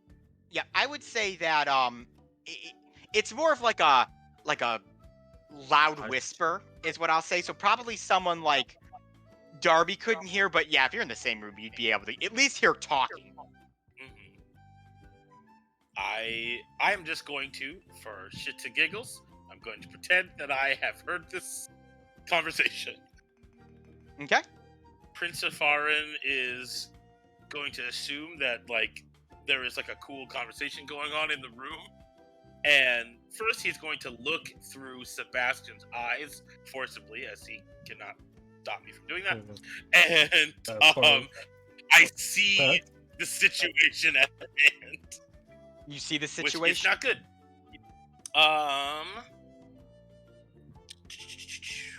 Am I allowed to make an action? Yes, of course. Cool. Then, I'm going to command Sebastian to fly over and, like, hit the person and, like, knock the gun. Or try to fly over and, like, attack the gun hand. So it's not, like, attacking my friend. Okay. The assailant, she is unaware as Sebastian, just assuming that when Sebastian flipped her off and didn't do anything to begin with, he was probably going to be stationary. So Sebastian takes off and just kind of flies over to where she's got the gun pointed at Arthur's head. And I need an attack roll from Sebastian. Got it. One moment. I'm pulling up my, to make sure I have my imp stuff here. That is a plus. Make it an advantage too, because she's not aware that you are about to attack. Yeah, surprise. Okay, that'd be 17. Okay, so Sebastian darts up from his seat, flapping his wings wildly, launches himself over to where this Natalia has Arthur at gunpoint, and as her finger is itching on the trigger of the pistol, starting to pull down on the trigger to launch the bolt into his skull, Sebastian grabs onto her hand, sinks his teeth into it. She shouts, loses the pistol, drops to the ground, hits the ground, triggers pulled, gun should discharge. It doesn't. She takes 7 piercing damage and has to make a Constitution saving throw. All right, you'll make a con save. Oh, the light's making my dice hard to read. That is a 16. Okay, so she's fine for the other thing, but Okay. 7 damage. As Sebastian sinks her teeth into her hand, she kind of jumps back and she's like, "Ah, what the hell? I thought you were a stuffed animal or something." And because that was a bonus action, as an action, I'm going to come out of the ring with my quarterstaff and like a face mask with like a cucumber that has fallen off. But I do not appreciate you pointing weapons at my friend. Who the hell are you? You, Arthur, are you I- all right? I'll get up at this moment and I'll kind of put my hand up and says, "Wait, Prince Safarin, I know who this is. Don't hurt her anymore." Real quick, I'm assuming after she's been attacked and like they're shouting, I've probably heard this. Yes, Darby, you would be Yeah, aware. I Rube would be aware. I was Sentinel would be speaking the only very one not. Yeah, I'm sleeping. I would like dart my way over as quickly as I can, hearing shouting coming from the captain's quarters. All right, So both. I don't of know you how guys long make- it would take me to get there as far as I conversation. I goes, duck but- under the doorway and just start staring at this tiny beast Yeah. person. It'll Cards take a second drawn, for you ready guys- to go. For you guys to get there, so before you arrive, Arthur and Prince of Farm will have just a moment longer with this Yeah, of course. Natalia. I will have Oh, the door's right Sebastian there, come actually. back over to me, like on my shoulder, and I'll be like, and I have my quarterstaff kind of sitting there. Arthur, Ow, that bite hurt. good. I am glad that you are not happy with your hand's condition, as you have done something that looks like it is upset my friend. Oh, he's your friend, is you? Dizzy? Did he tell you about all the terrible stuff he's done? I do not know, but he has done quite a bit of things, and he seems to be quite forgetful, as every time I try to come into the room, he seems to forget how to let me in.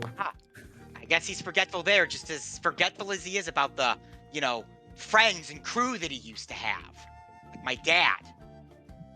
I haven't forgotten about your dad. Oh, like hell you haven't. She goes down to pick up the pistol. I'll kick it out of the way. Rude. If you're You know I have every right to put a bullet in your head. That's why I was going to let you. I was gonna have Sebastian grab the pistol.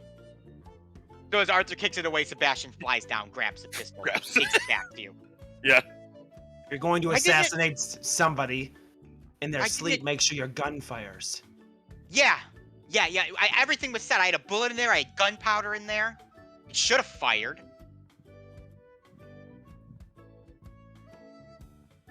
Trust me, I've tried. It seems I'm lucky to belong for this world. Well, I guess not lucky enough, or too lucky, since my gun didn't discharge. I stowed away on your boat when I saw you get on it. I've been following you since you made it to Igarith. I'm here for 3 days? What have you eaten? The leftover soup that the big birds cooked. He just leaves it out. That sounds bad. That tracks. Yeah, that's He right. just leaves it. He's not even checking. Wakes up, Also, sees the stew's gone, thought someone just had a midnight what snack. the hell is up with the beating heart thing down there? It's a whole nother story. Then you got another thing to tell me you're pure evil, Azrael. I feel as if you have maybe mistaken. This is my friend Arthur. I don't know what he told you his name is, but he's Azrael White as far as I'm concerned. She's right, Prince Safarin. My actual name is Azrael White. I've gone by Arthur since I didn't want my past catching up with me. But seems like I prolonged that a little too long. I didn't know Thomas had a daughter. How old are you? Old enough. I'll ask again. How old are you? 17. 17. You never mentioned a daughter. Well, maybe you never asked him. Or maybe, I don't know. Maybe it was just some beast person that he met in Igarith and, had a fling with and out I come. But he was still a good dad. He still checked in every time you guys were in port, even if you didn't know about it. He still brought stuff that you guys got from your little excursions and whatnot, made sure Mom and I had a lot of good stuff. And then you took all that away. You did. You're right. You're right. I didn't ask. Thomas was a good man. At this point, Darby and Ruma, you guys definitely would have arrived. You know, I'm trying to sleep. I don't need all this shouting, whoever you are. Oh God, there's more of you. But, yeah, a ship needs a crew. Yeah. Said your name was Antonia? Natalia, or Nat. Sorry, you just would forget the name. That's terrible. Yeah, that's... I mean, to be fair, this is his first time ever meeting her, as well, you know. True. Ruma and Darby. This person was on the boat and tried to hurt Arthur. Also, Arthur is not Arthur. Apparently, Arthur's name is Azriel White. For reasons I am not quite sure why he would say this.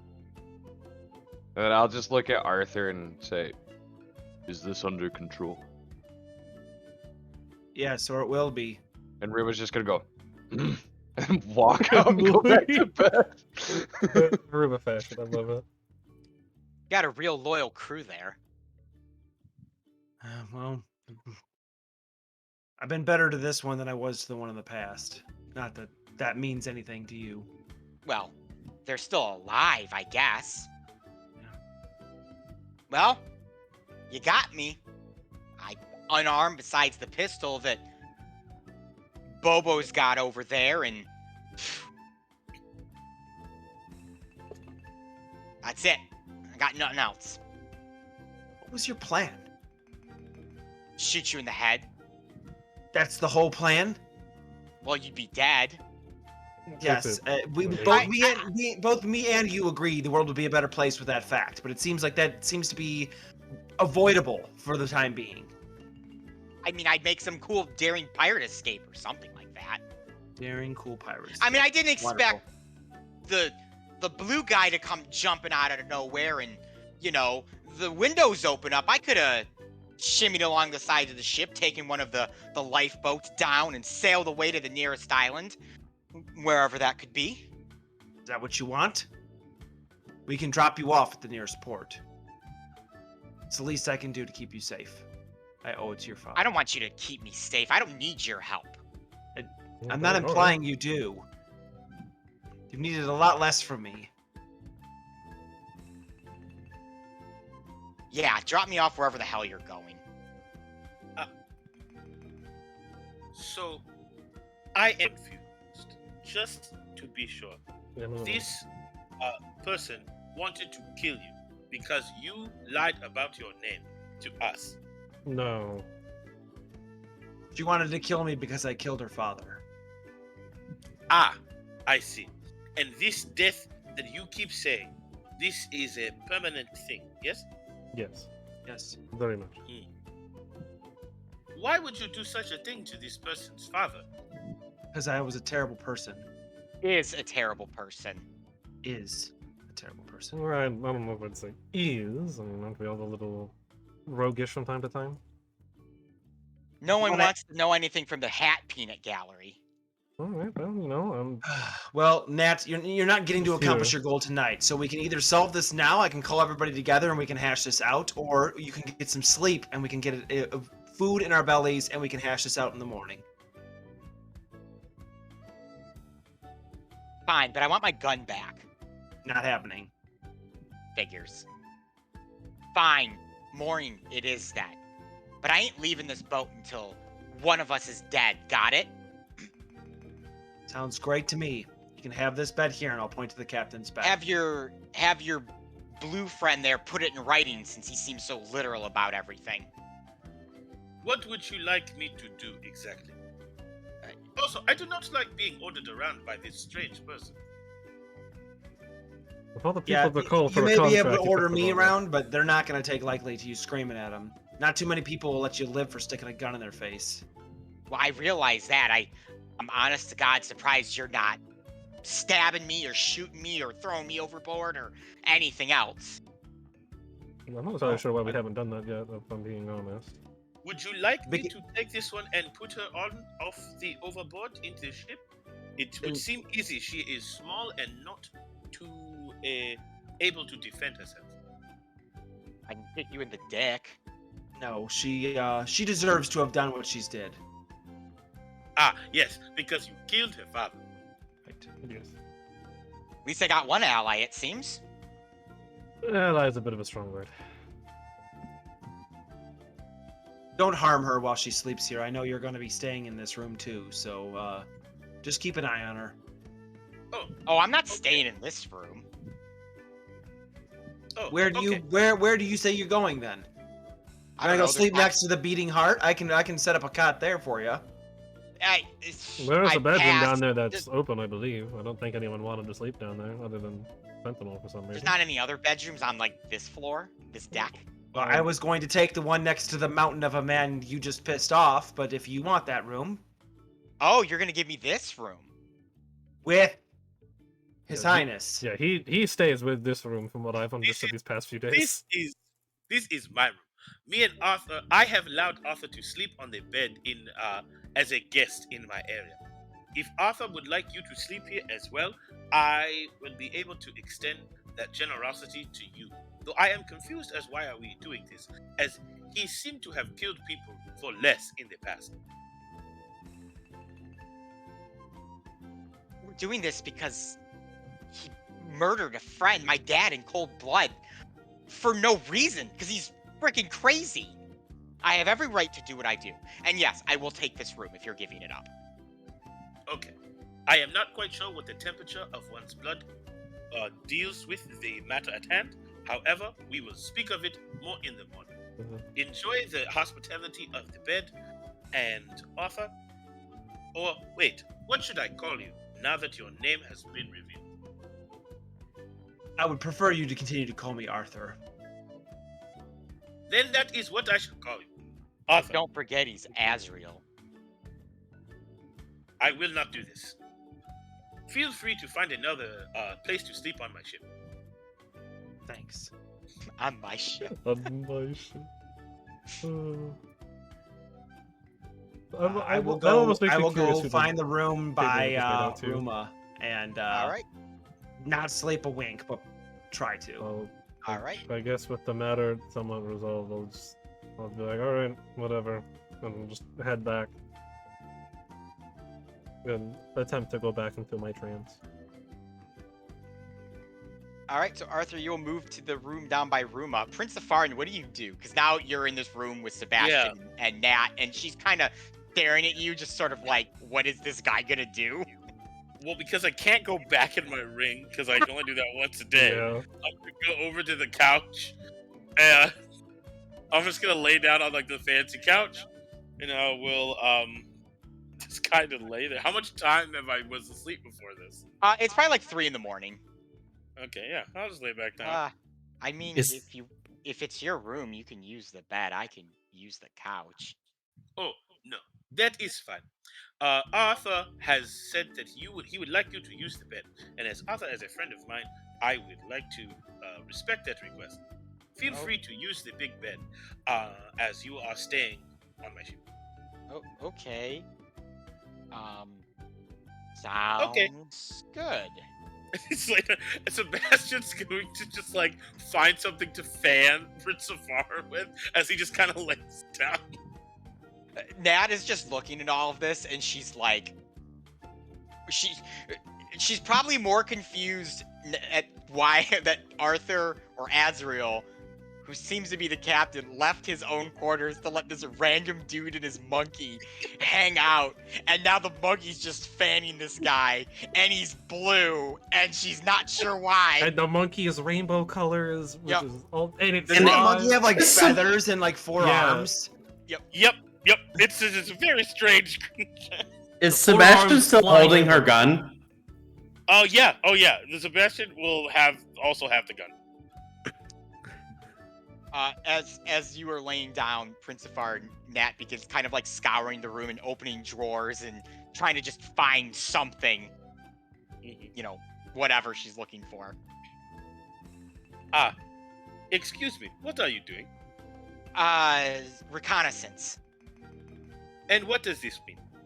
I'm looking for something to defend myself with. I see. And you are looking for it in the drawers? Well, I don't know where he keeps his guns and swords and stuff like that. A pirate like him always has a hidden secret compartment somewhere, whether it's under the bed or in a drawer or under the table, or maybe under that couch you're laying on.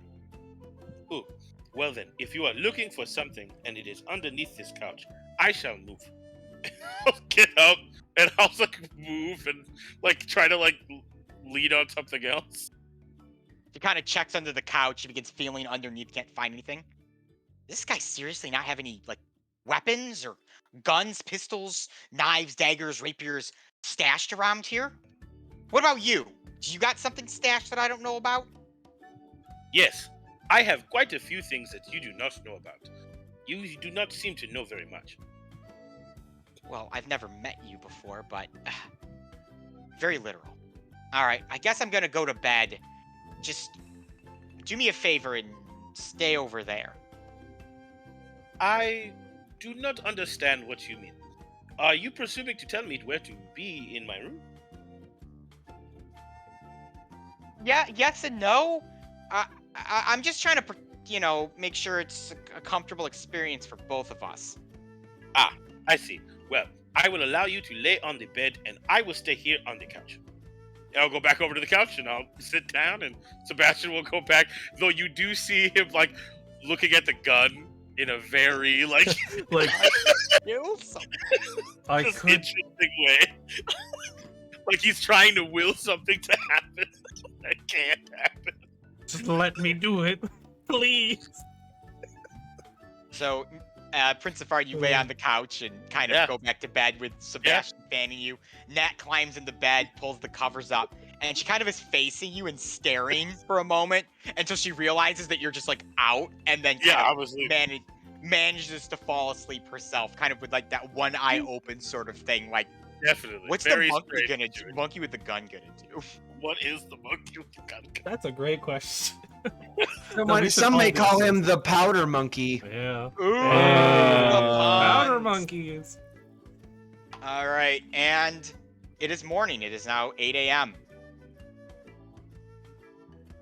Well, Not having slept at all, I will wait till the Sentinel summons us for breakfast. And make Yes, sure Sentinel, you've been slaving away. What are you making for breakfast today? Pancakes. Yeah, eggs. Just flour, Flapjacks. eggs that I've gotten from our Himself. chickens here, and also myself. Just one big egg, and Man, wait, are you a hen? actually, You're so confusing. I was gonna ask that now that I think about it. Is it okay for Sentinel to eat egg? Oh yeah. Is It that is now. is that He's eating cannibalism? chicken or chicken. chicken. He's a guardian Actual fowl. chickens eat their own Oh, eggs that's- for yeah. the nutritional value. Like they need Yeah. to in their diet. So if Uh, anything, it makes yeah. sense. Even though he's There not we an go. actual chicken, but No. But he's not a. But he's. Is he a hen? Or, it's like the back at the barnyard stuff where the boy cow had an udder, and I was always confused.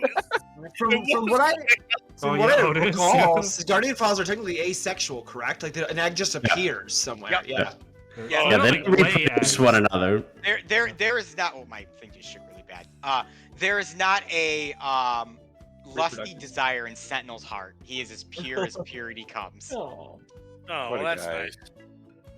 But can he lay eggs? No. Yeah. Apparently, No, Yeah, I can't. Guardian fowls themselves do not lay eggs. Just the eggs They just appear, appear and hatch randomly. into guardian fowls. Okay. Oh wow.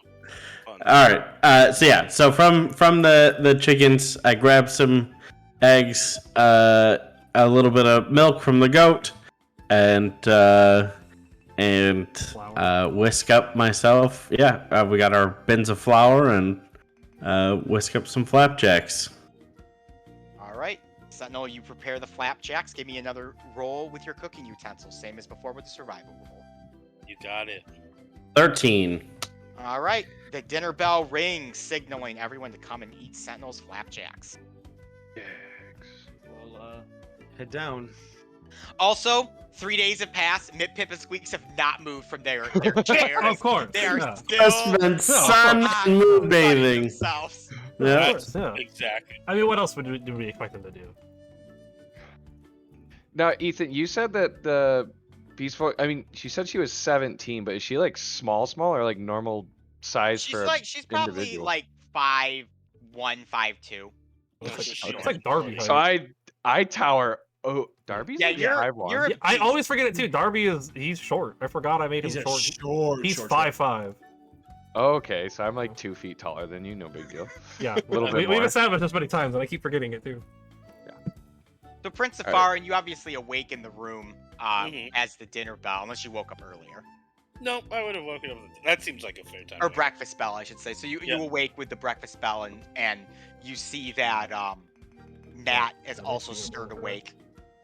Which I should describe her. I don't have an image with our move and everything. I have not had time to request art from Sam, but she is silver-haired with kind of like medium-length hair, and is kind of wearing like leathery sort of pirate things, but it's like a mismatch of a bunch of different things kind of found around. She's got like all these holsters on her belt that have no guns in them, no swords in them. It looks like they were just grabbed from something. So very cosplay, you could call it. So she kind of wakes up. I do not like sleeping on this couch. It does not move to adjust to your body's desired form. Well, you can have the bed tomorrow if you want. We can trade. Oh, no, that would be silly. That also does not do that. It is more for decoration. Also, good morning. It is good to see you awake. You too. I don't think I know who you are, actually. Ah, yes. How rude of me. I did not introduce myself yesterday. My name is... However, you may call me Prince of Farin, and it is the closest thing that it would sound like in your language. Z it is. All right. I will change it to clothes, all magically, and then I will... Christopher just pulls his pants. It's just boop, boop, boop, boop, boop. All right. Well, this has been very lovely. I think that is the bell for breakfast. Sentinel is our cook, and he makes a meal of material plain food that is almost as good as the slop I feed my slaves. Okay. I mean, I've had his soups that he's been making. They're pretty tasty. I don't know if that's a compliment. It is. It is. It's like the way it's worded feels like this is not a compliment. It's like a backhanded compliment in a way. Hey, when you've got material plane supplies, That's Yeah. true. you know, you only can do with what you got. You gotta make do with the material plane limitations. It is high praise for someone who eats the concept of deliciousness on a regular. That's true. I guess. The concept of the best food you've ever eaten every day. So Natalia will follow you down to the mess hall, Prince Safarin, but before then, everyone else has congregated into the mess hall to eat Sentinel's food before the two of you have come down. Are there any discussions you'd like to have before everyone I joins? will. Since Sentinel has no idea what transpired earlier in the morning, Yeah, I I'm will just let leaning them back know that waiting for her to do this. we have a stowaway who introduced herself in quite a violent manner, attempting to kill me. We resolved the situation pretty quickly, but there's some explaining I need to do. So once she Are you all right? I'm I'm fine. I mean, I've got supplies here, so if you need like a limb cut off or something, or Sentinel, I really that's my appreciate it. job. I really appreciate it, but Okay. to be honest, I deserved it. I deserved it, and I've got some explaining to do. So she's a guest. She will not be harmed, and she will No. be joining us for breakfast. What do we do And if she her tries to name? act out again? What? Her name? Oh, Natalia. Natalia Okay. Trick. And what's our plan if she tries to act out again? I'm still trying to figure that out. Part of me says let her succeed, but I don't Well, think that would go over well. So Yeah, if you're gone, we have no idea where we're going, and we will probably be at sea for the foreseeable future. Maybe wait until we get back to Igarith at least? sure, then I'll die. More convenient for us. Thanks, Darby. Me. You know I'm mostly joking. Mostly. Mostly. All right. If the so situation arises, you know, you have to have the best scenario. So, with that, Darby, with you saying, you know, I'm mostly joking, Prince Safarin and Gotta have a the plan beast, for everything. the Beast Girl following him enter into the mess hall.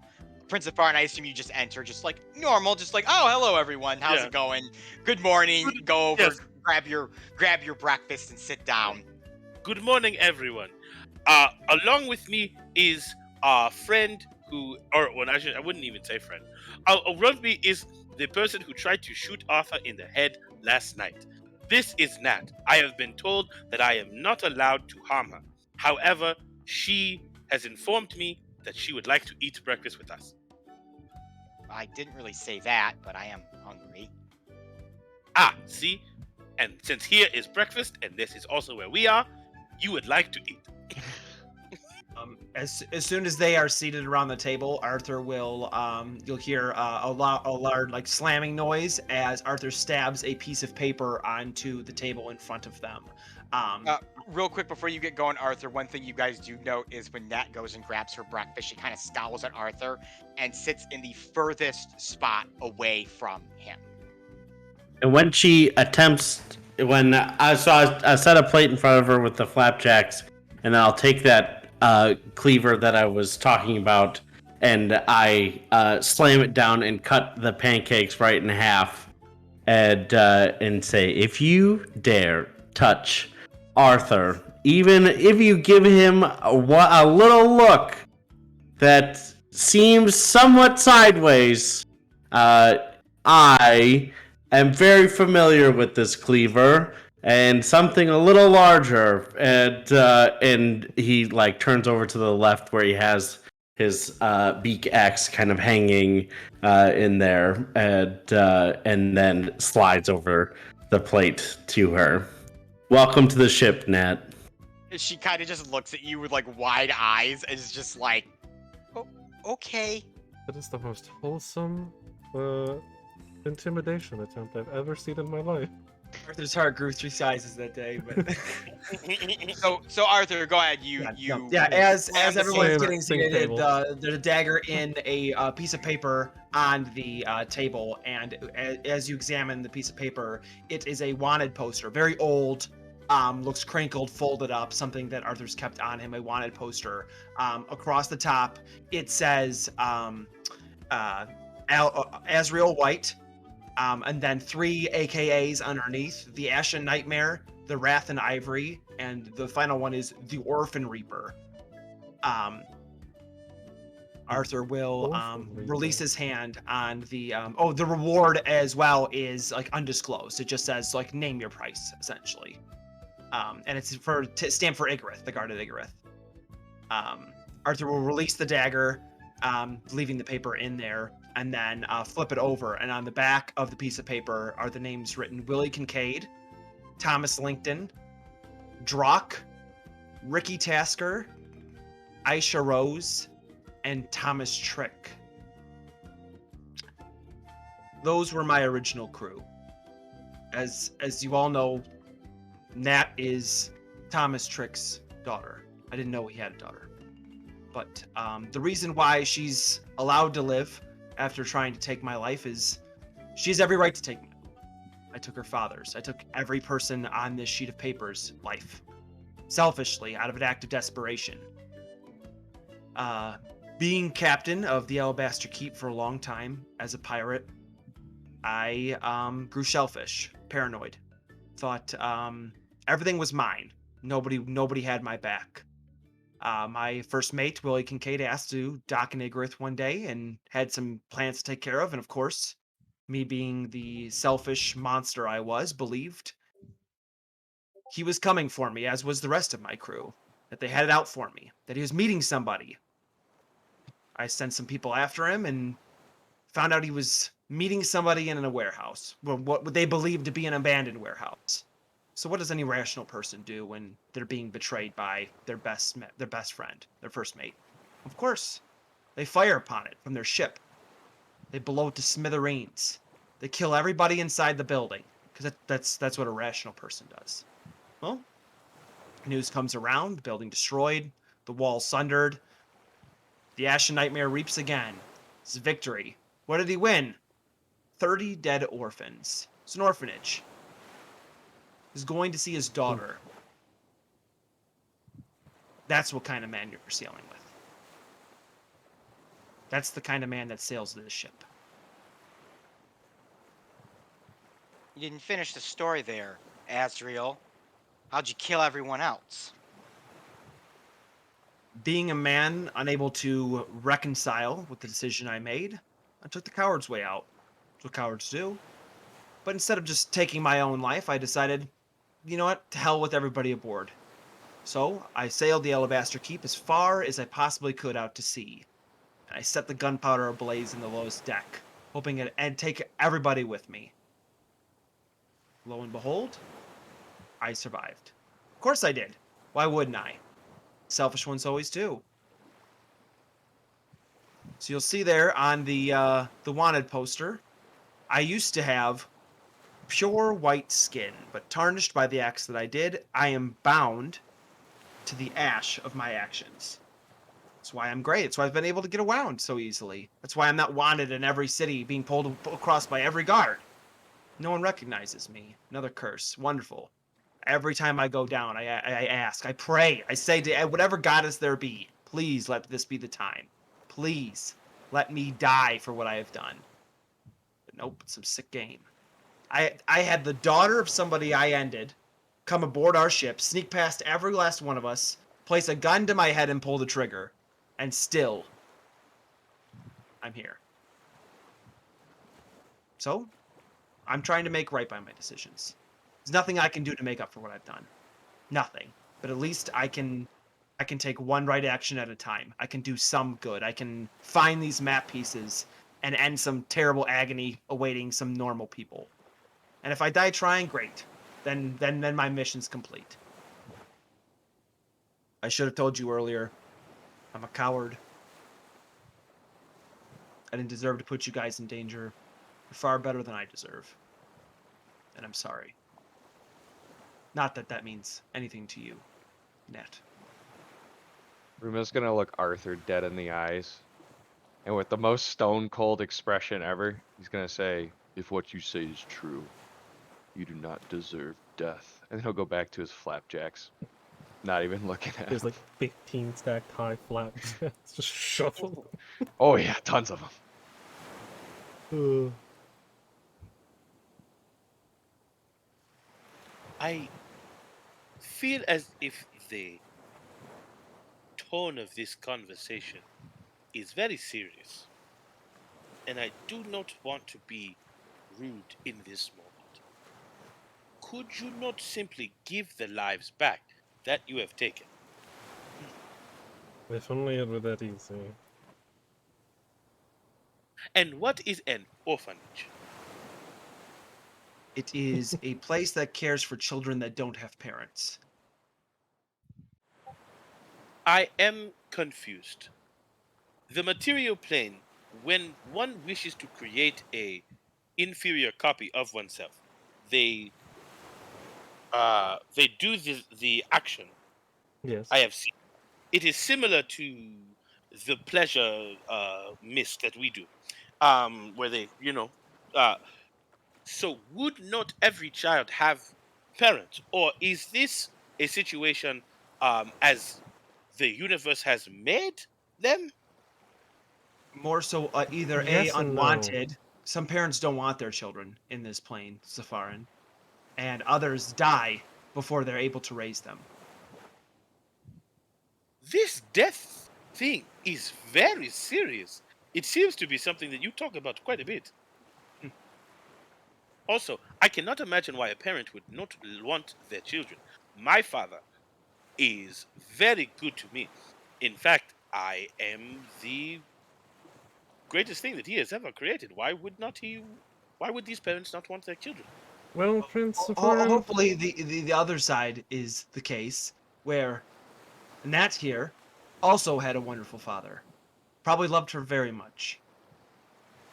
But I took him away. And my mother, too. When you think about it.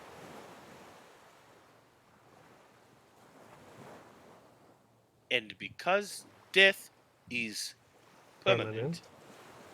you cannot give them back.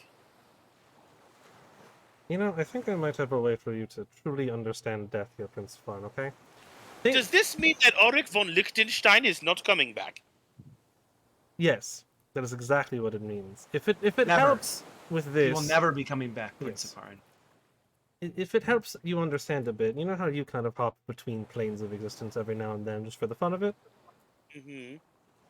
Death is kind of like if you go to a different plane and can't come back. You're trapped. There's no way, you know, if you left your home dimension and were stuck here. Why would you do this to people that you care about? That's the rub there, Prince Safarin. I didn't care. I only cared about myself. But then, do you care now? I'm trying to. So then why is Ulrich von Liechtenstein dead? You have said that this was your doing as well. That was a very different scenario. in fairness. That was a necessity. That was ending misery. That was something that he needed to have happen. He was dying and becoming something far worse that he didn't want to be. So he asked me to. Excuse me. Prince of Arn's gonna get up, and he's gonna leave. Okay. Prince Safarin takes his leave. Where will you go, Prince Safarin? He's not sure.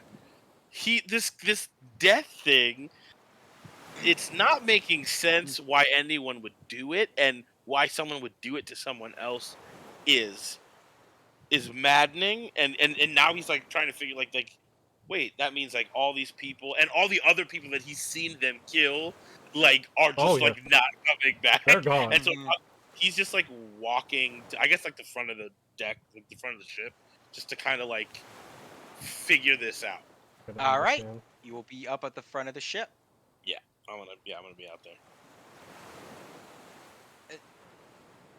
As he's left and the door shuts behind him, Keith and Dola kind of look at each other and they're like, we're gonna step out too. It seems like you guys have a lot of emotional baggage to deal with right now, and we don't really want to No, be that's- part of that. That's fair. So Yeah.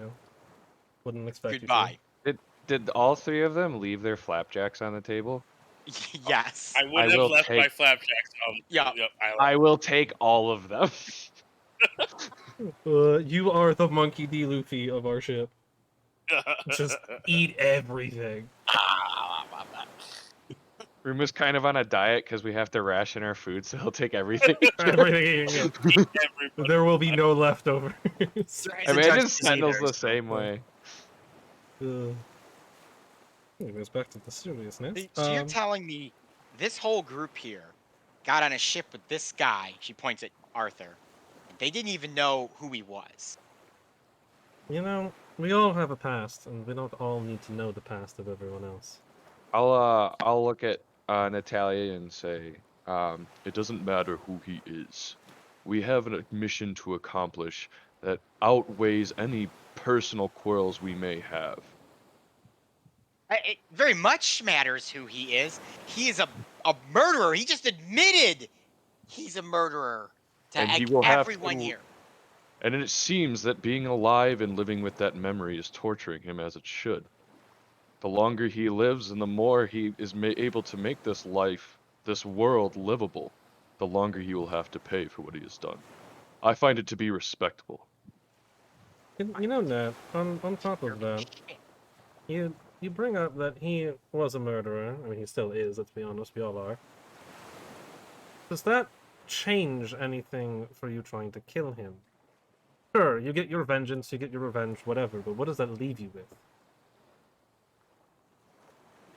I mean, my father's avenged, and the man who's done all this terrible stuff and still walking around like nothing happened isn't doing that anymore. And that helps you?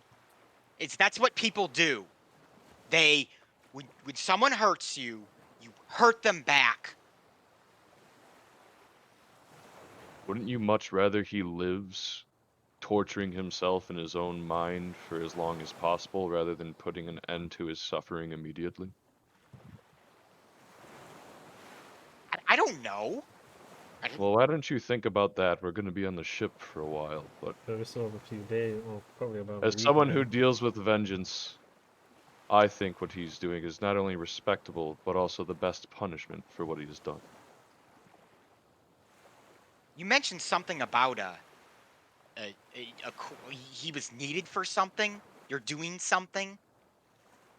Yeah, do you know how to navigate these seas, Natalia? No, I'm grew up, born and raised in Igarith. Well, It's nobody else my on first this time on ship a boat. does either, except for that man right there. And we have greater things to accomplish on this journey. Like what? As for us to know. Good man, good man. Fine. I will think about your suffering mindset thing. Until then, Azrael, I still have you on my sights. Don't forget it.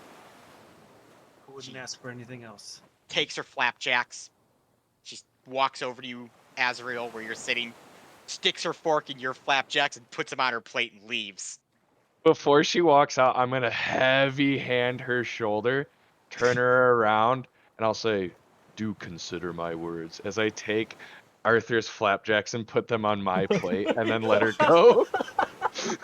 She just, much like Sentinel, these two characters that are significantly larger than she is, her eyes just go wide. She turns and scurries off. Well, that out of the way. Orphans, really, an orphanage. You couldn't think to, I don't know, maybe vet the place? There's nothing you can say to me that I haven't already thought to myself. Fair. Every single one of those lives has haunted me since I woke up on shore. Every day. I've told you guys I've died before. That's not how I view it. Is when my ship exploded, that man died. I'm in the same vessel. I'm moving the same legs, but that's not me anymore. At least I've tried for it not to be me. He's peeked through every now and then, but I, for all intents and purposes, experienced death and was not allowed to continue. I was brought back, whether it be Braska, whether it be the goddess, whether it be some other unseen force. I'm here, and I can't seem to die, so I live with it every day. Every single day. You go into your trance, I go to what people call sleep and see them every single night. So no, I did not vet the building. I blew it up. It was my choice. I killed every single one of them, and I live with that every day. So yes, Darby. I was terrible, am terrible, whatever you want to call me. But it was is the correct term. Clearly, you've changed at least somewhat. And I'm not one to hate on people for their past. We all know mine's a train wreck already. But with the whole being split in half, and now I'm apparently the owner of a massive corporation that's trying to destroy cities for who knows why. But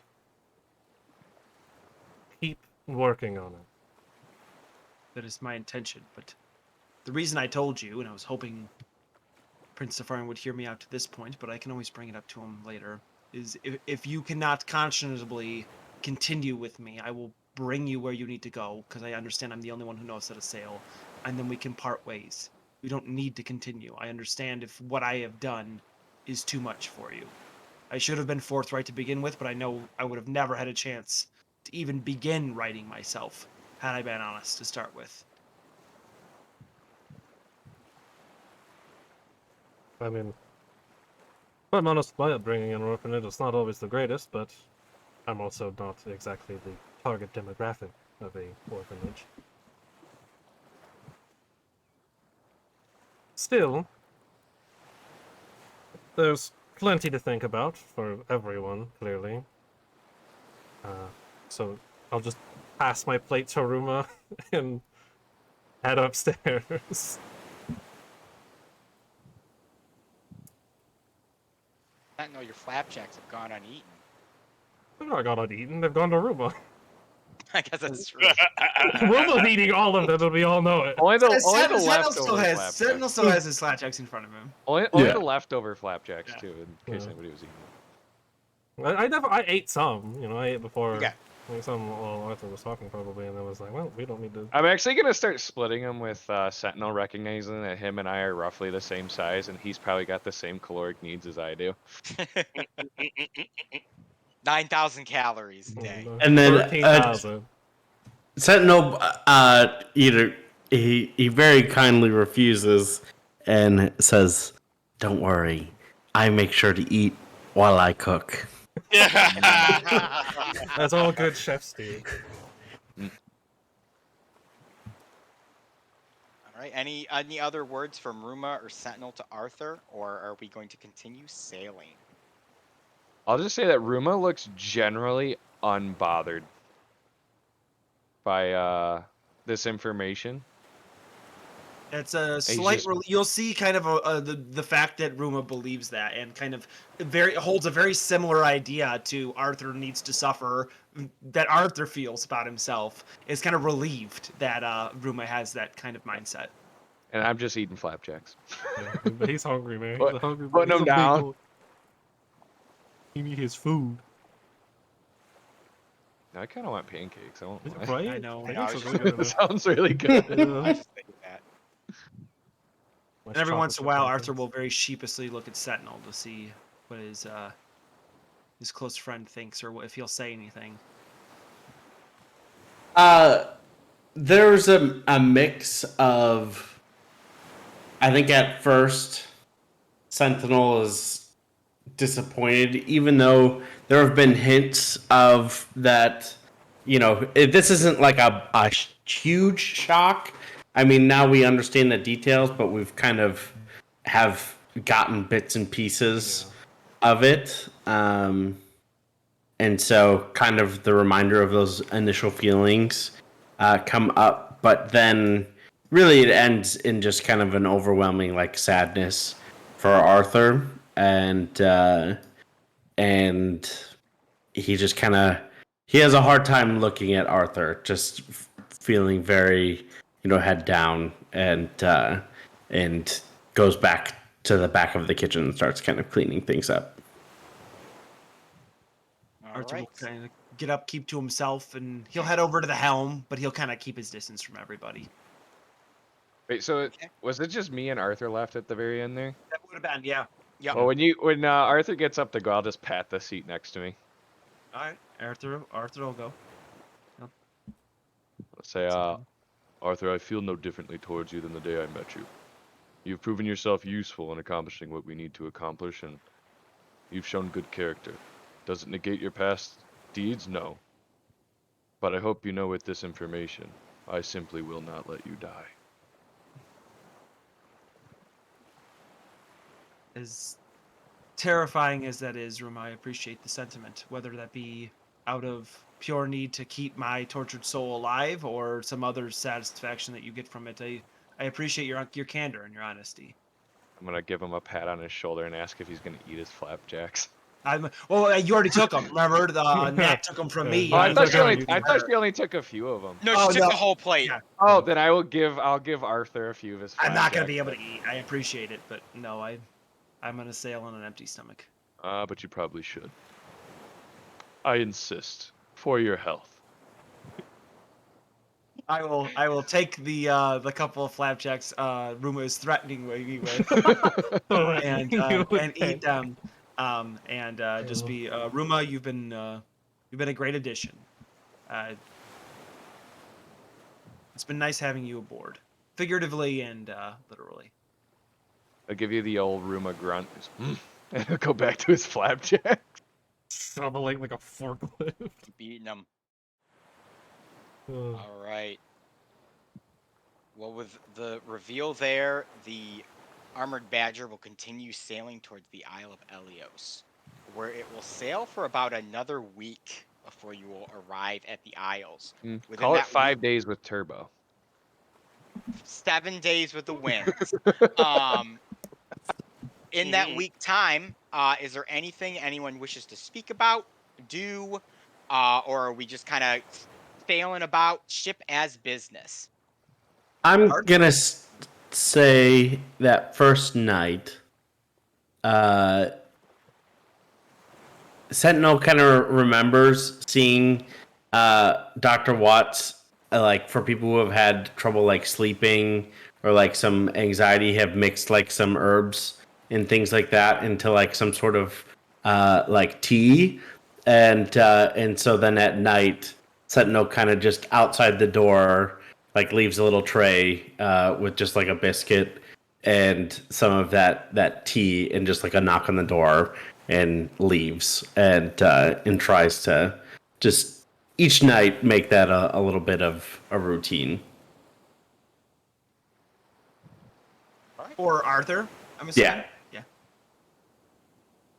Do you drink the tea and eat the Yeah. biscuit? Absolutely, Arthur will definitely be taking the tea and biscuit, and saying, and Arthur's actually sleeping after that breakfast. Every night, Arthur's going to be sleeping actually on the top of the ship. He's just going to be like staring at the stars.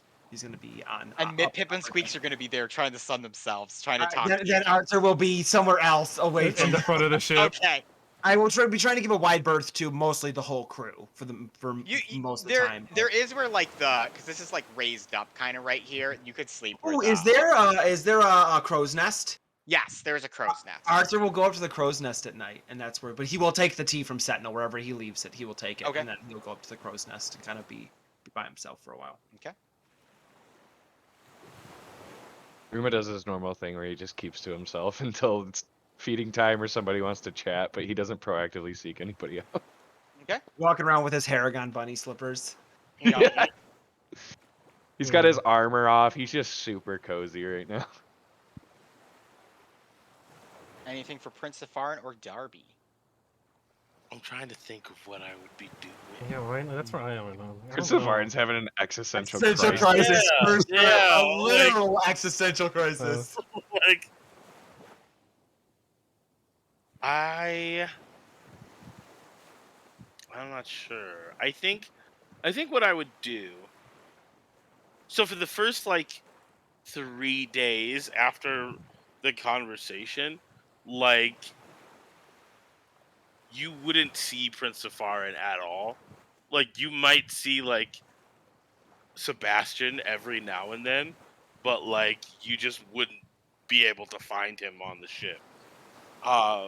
Sebastian would still be in the captain's quarters every night, like with the ring there, but you wouldn't see Prince Safarin at all. Okay. So if anyone was gonna do something in those first 3 days, then you can do it now. Probably would come out after that.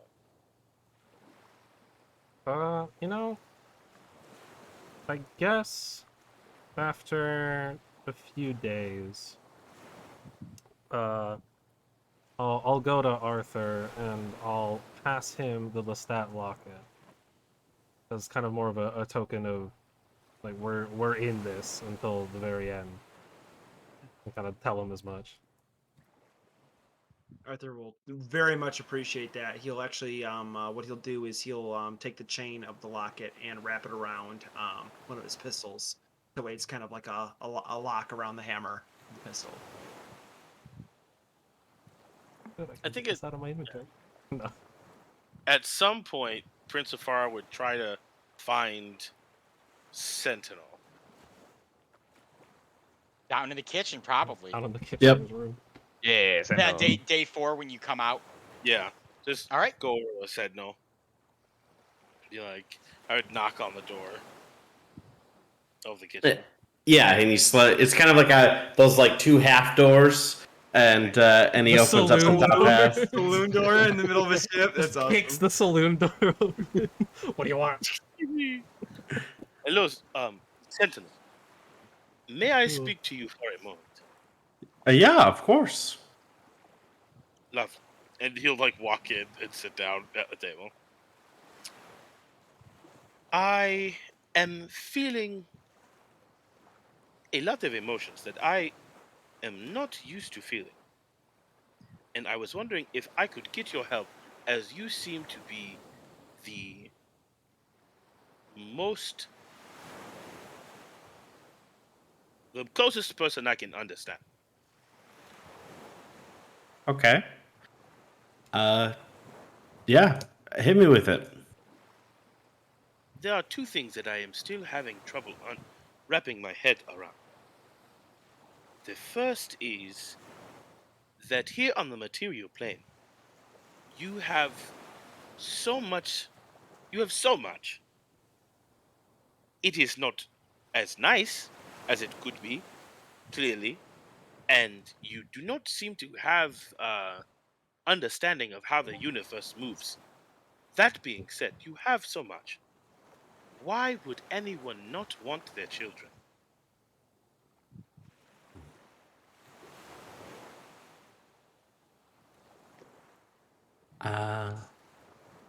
I ask myself that question often. Oh yeah. I don't I was forgetting. quite understand the idea of a parent. Really, my parent, I don't think I've ever met her. And people often know many things about her, and there's lots of stories I've heard. But I don't, at least to my knowledge, I don't think I've ever met her. And so, but I am often confused as to why that is. If I am a creation of the goddess, then why wouldn't she want to meet me? Um, I so find that confusing as well, Sentinel, as I very much enjoy your company. And I I enjoy know, yours. thank you very much for saying this. And your goddess, the one who has done so much on the material plane, it is strange that she has not spoken to you. Uh, when my father made me, it was the culmination of everything he has ever done. It has changed fundamentally the way all things across the planes of existence work. It, it seems a parent would feel similarly about their children, as my father feels about me. But I have come to realize that that is not the case, and I do not understand why that is. But this Yeah, leads me to the second question, Sentinel. And this is the thing that they are wrapping my head around, as the saying goes, though my head does not wrap. There are so many slaves where I'm from, and when one of them does something that we do not like, we send them away, mostly to fall through the clouds or the air or just away. Do not think of this, as there are always new slaves. But now that I am thinking of it, I have never seen the same slave twice. And I am starting to wonder if this death thing is everywhere. And if so, have we been sending people to another plane of existence with no protection, with no idea of where they're going, with no food or water or understanding of where they might be? The ground might not be there. The air might be lead. It could What is death like? Is it a nice place? Could they figure their way? As my slaves, it's my responsibility to take care of them.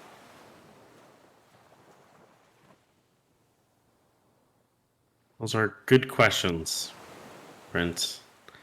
I have not experienced death myself, so I often wonder. I imagine, like most of us, that realize that finiteness that we all have.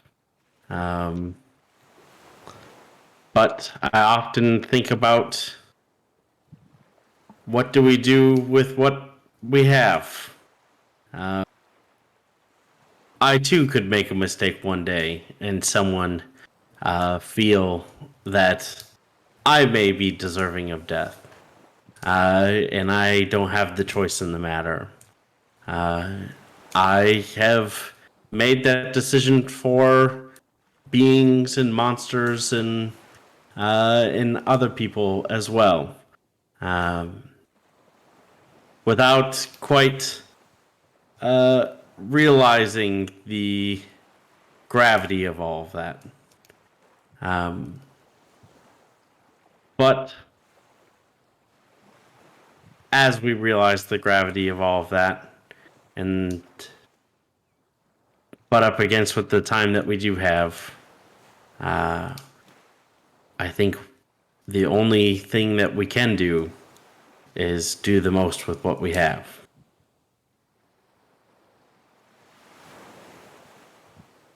Your words make sense. From how I have heard you speak and seen the reactions of people like Nat so strongly to their father's death, I can only assume that we should not send people there if we do not know what it is like. Mm. For we have no idea if it is worse than what they are having here or any crime they could have perpetrated against us. I must talk to my father at some point when I return about the nature of how we handle things. And I Prince of Fire will stand up unless you have more to say. Yeah, no. I thank Prince of Farn for that last note, and kind of just internalizing that maybe that's a thing that our crew should even think about. I think we're all learning that lesson of the penalty of death Oh, and how severe it is. Yes, this has been a learning journey for all of us. I shall go to Nat and speak to her at some point about her father. Maybe if I find this death, I can reach out to him and send a message or something. I feel like that is the only preferred way.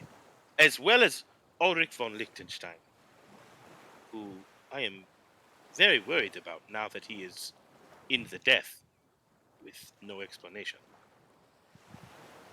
Well, if there's anyone here that can reach other planes, and maybe the plane that Ulfric is on, it'd be you. Yes, you are correct. I am quite exceptional. Stand up oh, to leave. Amazing. the greatest way to end that. Prince Safarin heads out from Jesus. the mess hall and the kitchen. Prince Safarin, Those- it's nighttime at this point. Where do you head? I would go I would go back to my room Okay. like I would every night. Okay. So Prince Safarin, you return to the room. Mhm. While that conversation was happening, Arthur, you are up in your crow's nest, kind of hanging out, as you have been the last few nights, sipping at Sentinel's herbal tea and taking a bite of that butter biscuit that he gives and prepares you every single night. The sea waves are, or excuse me, the sea winds are calm, as calm as the ocean is at this moment. And as you kind of gaze out over the night sky, the stars high above you, the water appears like glass and seems to extend for miles and miles and miles. You would normally be undisturbed in this moment, lost in your thoughts until a voice calls up to you. So what, are you just gonna stay up there and not come down and talk to anyone, or what? Kind of my intention, yeah. Well, that doesn't seem like something that a captain should do. Captain shouldn't blow up his crew either. Captain shouldn't blow up his crew either. Care if I come up? I'm unarmed. I don't got anything. Promise. Scout's honor. I wouldn't hold you to it. Come on up. Pirates are known to keep their scouts on. Nat obviously climbs her way up to the crow's nest. Takes her a second. She didn't realize how high it is until she's like halfway up, and then looks over the side of the boat and realizes that You you'll feel die. everything. Yeah, of it. you're kind of like Everything glowing, and she's like, Mhm. oh, and then very quickly scurries her way up. And if Arthur, you hear do do do do as she's climbing, and then a stop, and then do do do do do do, and then you just see her dive over into the crow's nest. How do you guys do that? Like fight on the masts and stuff too, Oh, or well, jump that- off with your cutlass and stab the sail and glide it down. How's any of that happen? I don't know who's been telling you stories, but that typically people who do that break their legs. Oh, well, so that's what Dad used to tell me. You know, he'd come back and he'd tell stories of all the adventures and stuff, and he'd say that, you know, Kincaid would fight people on top of the masts here. I guess you should point down there, on top of the mast down there. And then when he was done gutting them, take his cutlass, stab it into the sail, and ride it all the way down. Willie's been known to do that a time or two, yeah. He made good food. Better food than your big chicken does. Just want to establish that. But he's good too. Rick was a good cook. Couldn't ask for a better one. Mm-hmm. Good dad, sometimes, when he was around. I've been thinking, you know, the last 4 days about what your big palooka said about suffering and all that stuff, you know, living with all of the guilt and things like that. I think I'm gonna let you go a little longer there, Azrael. I'm gonna let you stew in it a little longer. Appreciate that. Well, good. And I ain't leaving. I'm gonna watch you stew in it and make sure you stew in it. Got it? And if you ever Please do. stop stewing in it, that's when I'm gonna get you. Because that's when you're ready to be got. Got it? Wouldn't have it any other way. Good. She stands up. Do me a favor though. Hmm. If you're gonna kill somebody, look him in the eye first. I'm gonna toss her the one pistol that doesn't have the locket on it. Was this her original gun? No, No. this is mine. Oh. At least kinda looked Sebastian at still it. has the gun, unless Sebastian's done something with it. Sebastian just never gives up the gun. He just cradles it and He's- holds it. he's for just 10 kind of days. like, He's like, please, as he's struggling, trying to please aim let it, and me. it moves. He's like been meticulously drying the powder so it'll be like Yeah. shrivel again. And He is waiting. He's been Just waiting. waiting the he takes moment. the bullet out every night and he kisses it before he puts it back in the holster. He says, "One day, One one day." Because as soon as Mitzafarn utters the words, Sebastian, shoot, and he's gonna be in the middle of a sentence. Sebastian's just gonna fire it off because he's waiting for it. Let's go. Now you want to finish Then the I sentence. started blasting. Call an ambulance, but not for me. Oh, Oh that no. video's great. I love that clip. Oh. Oh, what the deal? So with the gun in hand, Nat kind of looking at it, she opens it. Is it loaded? Yeah. Oh yeah.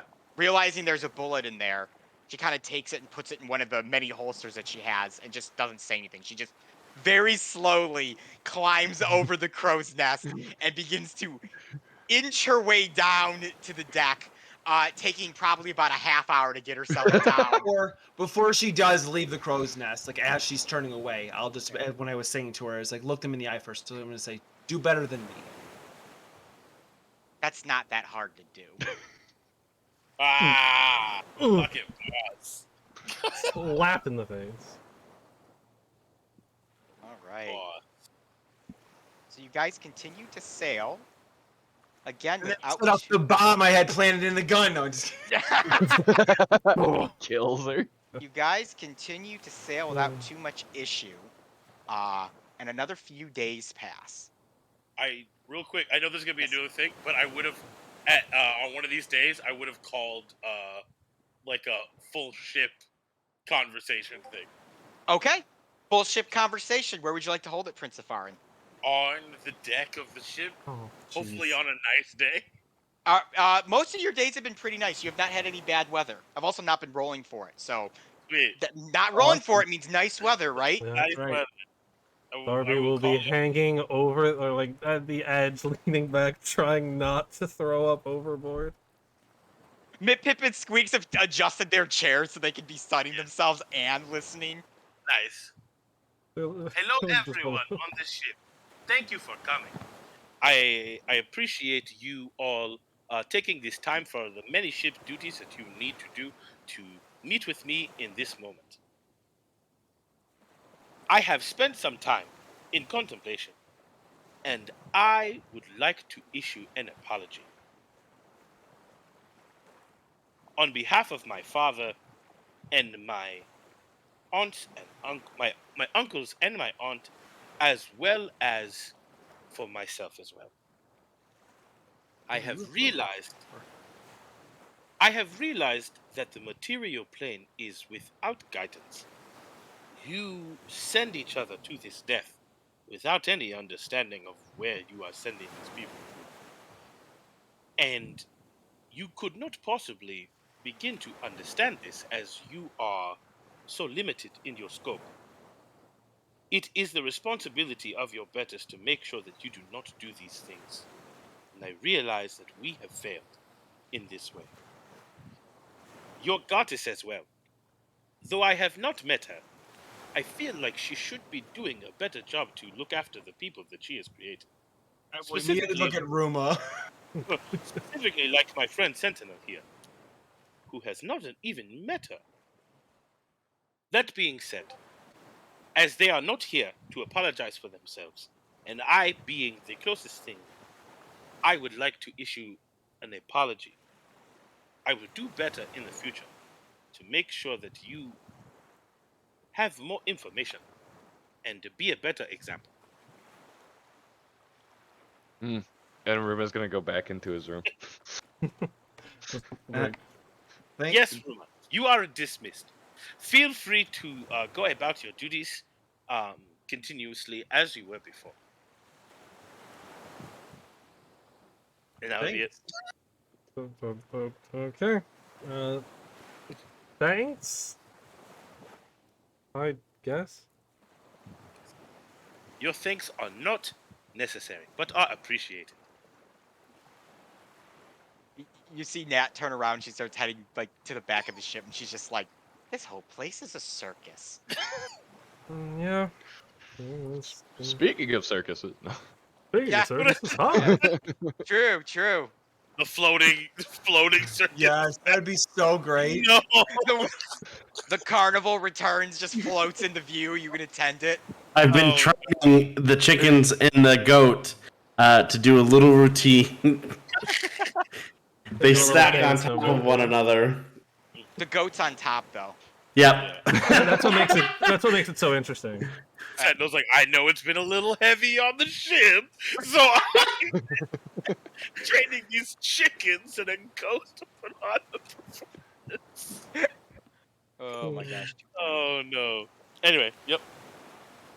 All right. So everyone kind of disperses to go back to their jobs, and like I said, another couple days pass. We are now nearing the Isles of Elios. You will be there, Arthur, in 2 days. Ooh. However, on this relatively rocky, foggy night while you were up in the crow's nest, as the ship kind of rocks and sways as the waves are a little heavier, Darby, you have thrown up into a bucket 5 or 6 times. Oh no, he would rush to the railing as quickly as possible. Just throw up overboard. Not on the ship. Not on the ship. I'm sure I've woken Arthur up a few times in the night to throw up over the ship. dry heaving. Because I'm running off to the railing to just Just see throw up. chunks of pancakes. Oh, Pancake Lovely. stew. Ruby's just Yummy. shaking his head over all the wasted pancake. Not my fault. I can't help it.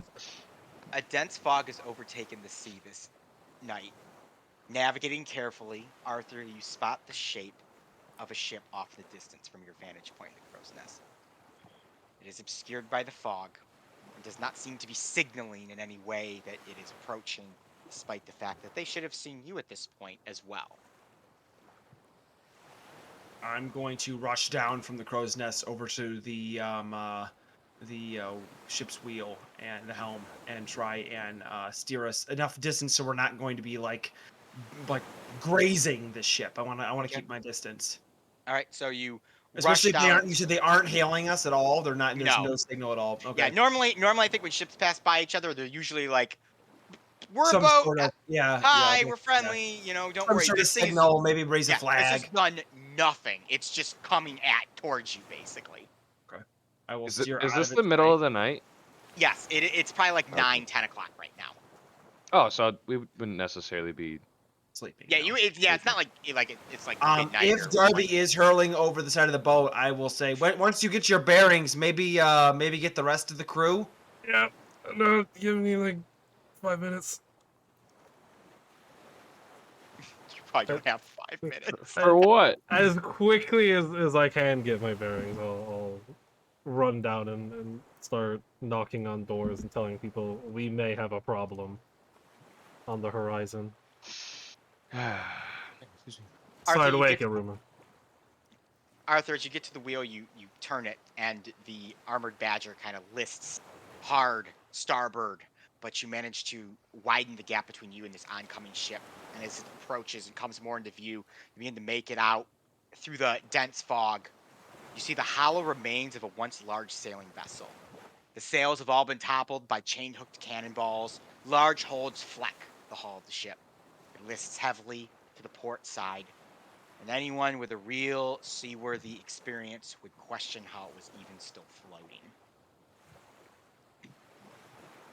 The shell of a ship, but it's moving. It's just being carried along by the water, by the waves. Okay. Then I guess I will steer us a little closer to try and see like if anybody might need rescuing, or if it's been this way for a while, or if there's any supplies we might be able to scavenge. It's difficult to tell how long the ship has been like this, given the elements of just naturally being on the ocean, Arthur. From what you can tell, it's probably been beat up like this for a bit, at least a few days. Any distinguishing markings like royal signs, navy signs, a name? There is a name. As you are kind of sailing by it, you can see etched into the back of the ship is the name, the Sea Striker. And the colors it strikes are that of pirates. So a pirate vessel was downed. And this is a larger vessel? Yes. Larger than our ship? Yes, it is considered to be a warship, where yours is a sailing ship. Great. All right, I will slow our pace, or attempt to get us to slow our pace, and I'll kind of let everybody to tell everybody to keep their eyes open, keep their eyes peeled, because they're taking ships. Somebody's taking ships down, or did take ships down, because this is, you said it's dead, been dead for a while. So You've slowed your pace. Are you slowing to like get closer to it, or just naturally slowing down? no, naturally slowing down, because you said it's been there for a while, so I'm assuming it's picked over, or trapped, even worse. So I'm just gonna kind of blaze by it, but keep slow so that we're not going to get ambushed by something or set off a trap of some kind. Okay. So you go on by the you go on by the Sea Striker, and Arthur, as you kind of look back at it, you can see there is a faint flickering light kind of beaming, almost like a lantern, from one of the holes in the hull, kind of where like one of the lower decks would be. Then I'll swing us around then. Would that be a signal that I would know? Does it seem like almost like being sent a sentient message, or does it seem like something glinting? Definitely along the ways of like help. Okay, yeah, no, then I'll swing us around. SOS, I guess. Yeah. All right, the ship quickly turns around. The rest of the crew, or I guess the willing crew members who would join, have arrived on the deck of the ship at this point to see this listing ship that's a bit bigger than yours that is just kind of sailing like a coffin on the water. I'm going to point out the signal that's going out to the rest of the crew and see if we can get ourselves closer, and then maybe somebody can toss a rope or see if there's a way that we can So- communicate with them. You said that the coloring specified that it was pirate. Does it have the black sails? Yeah, the colors struck are not of any navy or merchant fleet, which would lead you to believe they are pirate. Or Well, Ruma's- perform piracy. Ruma seeing the black sails is going to be like, why do we seek to aid pirates? May not be a pirate, maybe somebody who boarded the pirate ship who got stuck on board. Maybe he's just going to hold his tongue. I mean, we're already carrying one stowaway. What's more? You also notice The- Ruma has no armor on. Last thing he wants to do is fall overboard in full plate armor, so he's just carrying a shield and his hammer.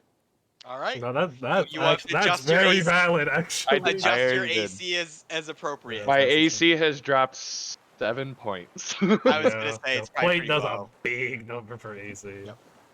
I would help you if you fell overboard. Yeah, we're going to The- approach as quickly as we can, closely as we can. Sorry, go ahead. The armored badger lines up with the sea striker enough that you can throw over rope to the other ship and kind of pull yourself towards it so you can board. Are we within shouting distance? Like I'd say, like ahoy, name yourself. There's no response. All right, I will send one over the ropes for boarding with the grappling hook on the end of it to the All right. other ship. You guys are able to board onto the sea striker. Sentinel, care to join? Yeah, yeah. Whatever you need, Captain.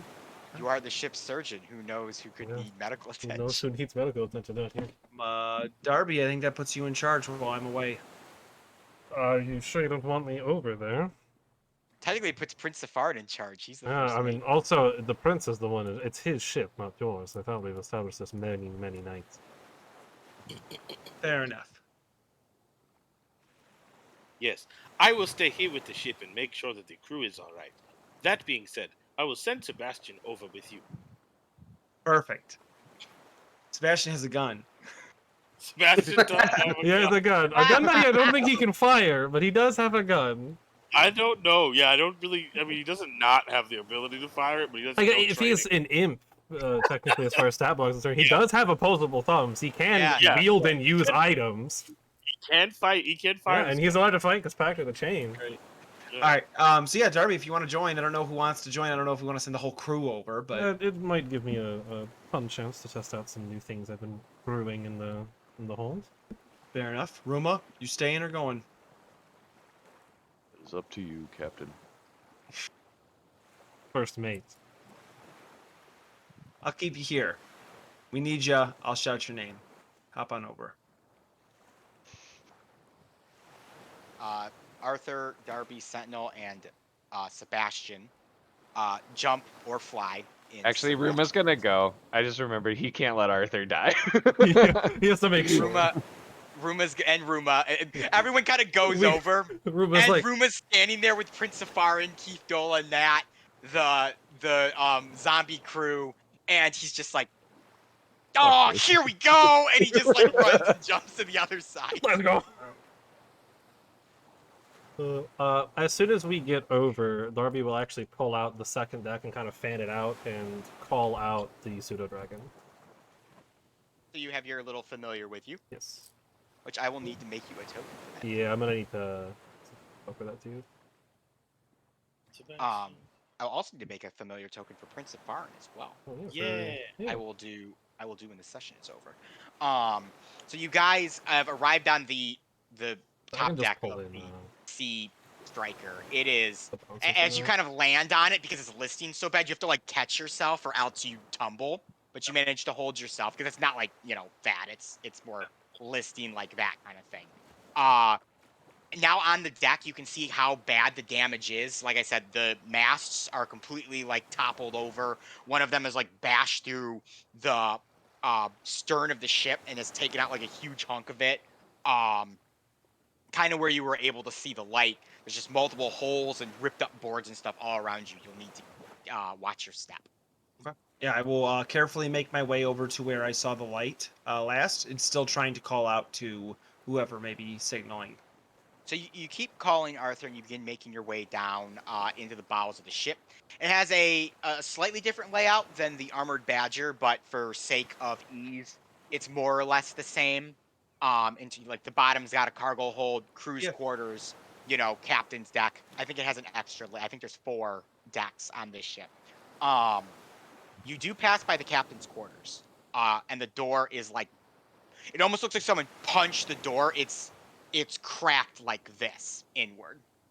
Okay. I guess I'll check that out first, kind of see if I recognize who may have been captaining at the time, or The door is completely jammed. oh, well, so will not open. Yep, Okay. at least normally. I'm going to look over at Ruma or Sentinel. Maybe we'll just kick it in. Give me an athletics roll, please. Oh, Ruma's on plate. He doesn't have disadvantage on stealth checks right now, actually. Nope. Yeah. Wow, I rolled really bad. 13. You give it a good kick, and the door it capitulates in the middle and just topples, allowing Okay. you to enter the Really dark. bad. 13.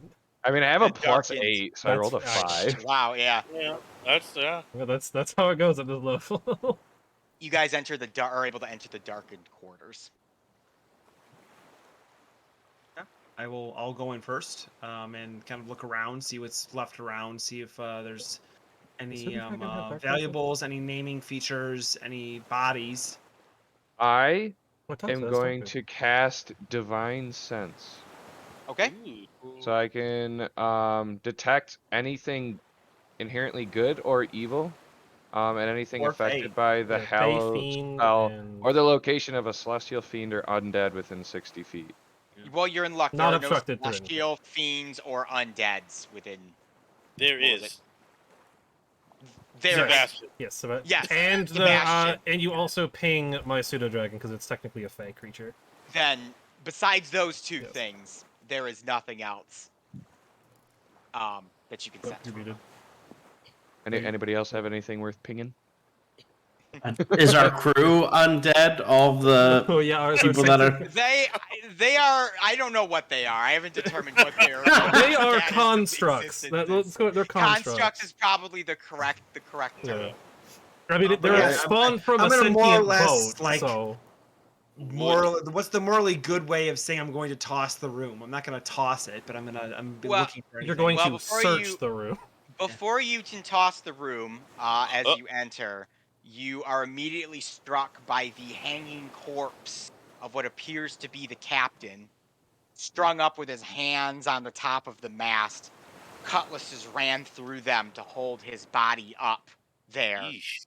disemboweled with his entrails hanging out like confetti out of a piñata. Ugh. Is there like a window or like a hole? Yes, there is. The entire side of the captain's quarter has been completely blown out by the mast. Great! Darby's throwing up over the side of that hole. Yeah, this is There a you go, mess. Darby's puking. You Man, hear I did not do Sebastian. well at sea. The captain's quarter does have a table, which the captain is so lovingly hanging over and bleeding out over. There seems to be a rolled piece of parchment on there. There is a few like dressers and like chests and stuff around, and then obviously there is a bed. I will look at the parchment that's rolled up on the table. It is a large map, and it marks the Isles of Elios. Oh, Perfect. I will be pocketing that. let's- Oh, You and now then- have a blood entrail covered map. Perfect. well, we can clean Awesome. it later. My favorite type of map. And then I will begin, I guess, looking at the chests and stuff, seeing if there's left any valuables behind, or if everything was taken. This seems Anything? more like a personal message. So as you guys are kind of scouring the room, you find 2 items. The first item you find is a ledger. As you flip through the ledger, you can see that it is a um, recorded log of the different ships that have been sacked by the Sea Striker and the treasure taken. Currently, there is no treasure on this ship, based on how the ledger. It seems as though they dropped their treasure off on the Isles on one of the other islands. Okay. Didn't you say there was like it seemed like an SOS message originating from Yes. somewhere? Yes, from Yeah, the- below deck. We just went into the captain's quarters first to see if there's anybody else inside there first. Gotcha. Which I can Finally- send the pseudo dragon around a little bit too if you want, Also, Sebastian can Yeah. go to a lot. because they can both fly, so we can have them kind of fly around into some of the holes. Which Darby Finally- will relay that as we're in the captain's quarters. So the other item you find is a journal.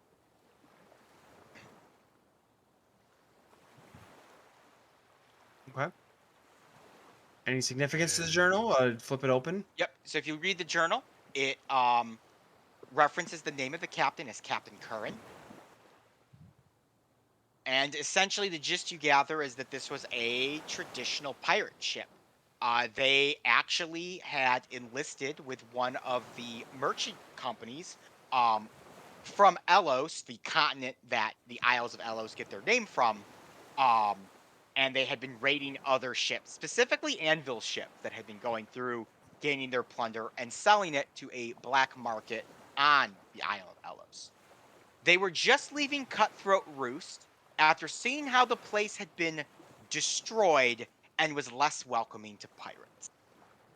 And that is where the last entry is. It's news to me. Interesting. Okay. Oh, it will pocket the journal, and I guess we will head over to where the flashing signal was, unless there's anything else. Nothing else of note in the captain quarters besides the hanging corpse. How long does it seem like is the guy still bleeding out, or is it like pretty decayed? About 4 days. Oh, okay. But he did. You Mm. super Smells. you rotten. Mm. Smelling like bad pizza. Let's go That's to an SOS interesting thing. way to- Where was the SOS? Yep, we're gonna head out to where we saw the light. Okay, you guys head out and begin making your way down into the holds, the crew's quarters in the holds. As you enter the crew quarters, a shadow scurries across the floor. Peering further inside, you see a manic human, wide-eyed and crazed. His outfit is nearly torn to shreds. Gonna call out to him again. Hello? Ah! Yeah. You're alive. You're not dead. No, we're not dead. We saw your signal. You looked. You saw me. You saw Lars' signal. From the hole right there.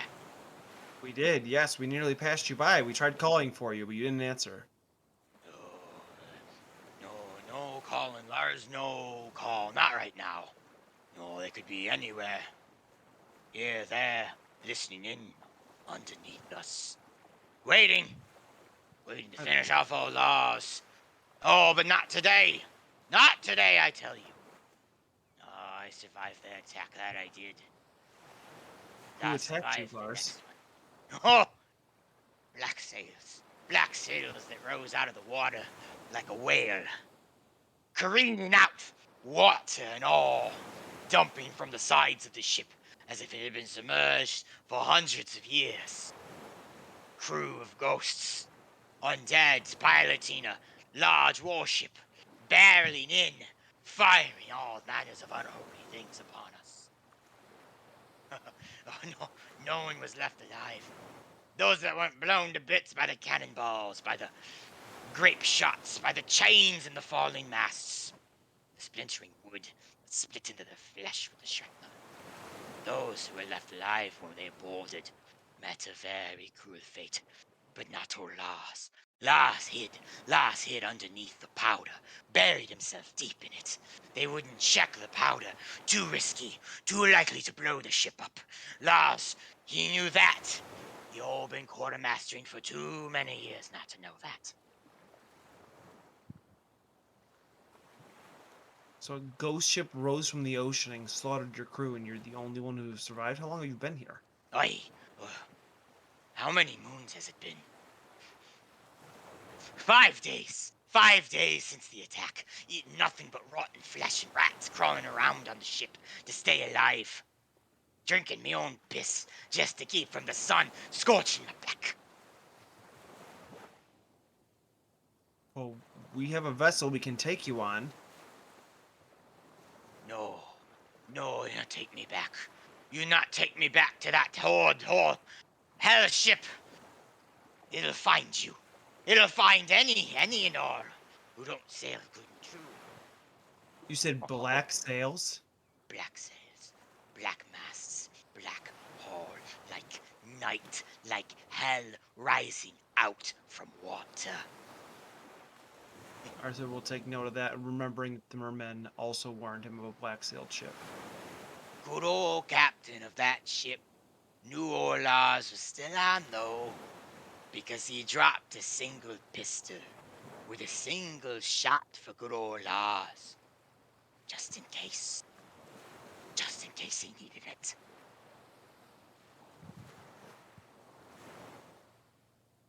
Okay, so you're signaling for SOS, but you don't want to leave the ship? The ship is doomed. You're gonna die here. I am signaling SOS to tell you to turn around and go back to where your bloody landlubbers came from. Get off these waters. Don't go to the Isles of Helios. It's a cursed place for pirates now. Changed, mutilated, keelhauled on the ship's bow. Now it is ruled by black sails, by money, by corruption. Do not go, do not expose yourself. I can sense it. In you specifically, demon folk. There's pirates in you. It flows through your veins. You'll sense it like a fine wine coursing through a glass that he puts to his lips and throws back. And he'll drink your blood just as he drank everyone on the ship's blood.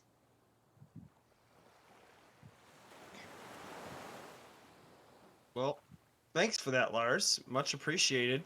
Even won't. I've done my duty. I've done what's been asked of me by the black sails. And now I can go home, finally. And he puts the pistol to his chin and pulls the trigger. And that is where we will end tonight's session. Oh my god. What a what a crazy guy. Sails. Sailors. Beware. You best start believing in ghost stories, Elizabeth. Cause you're in one. Yes.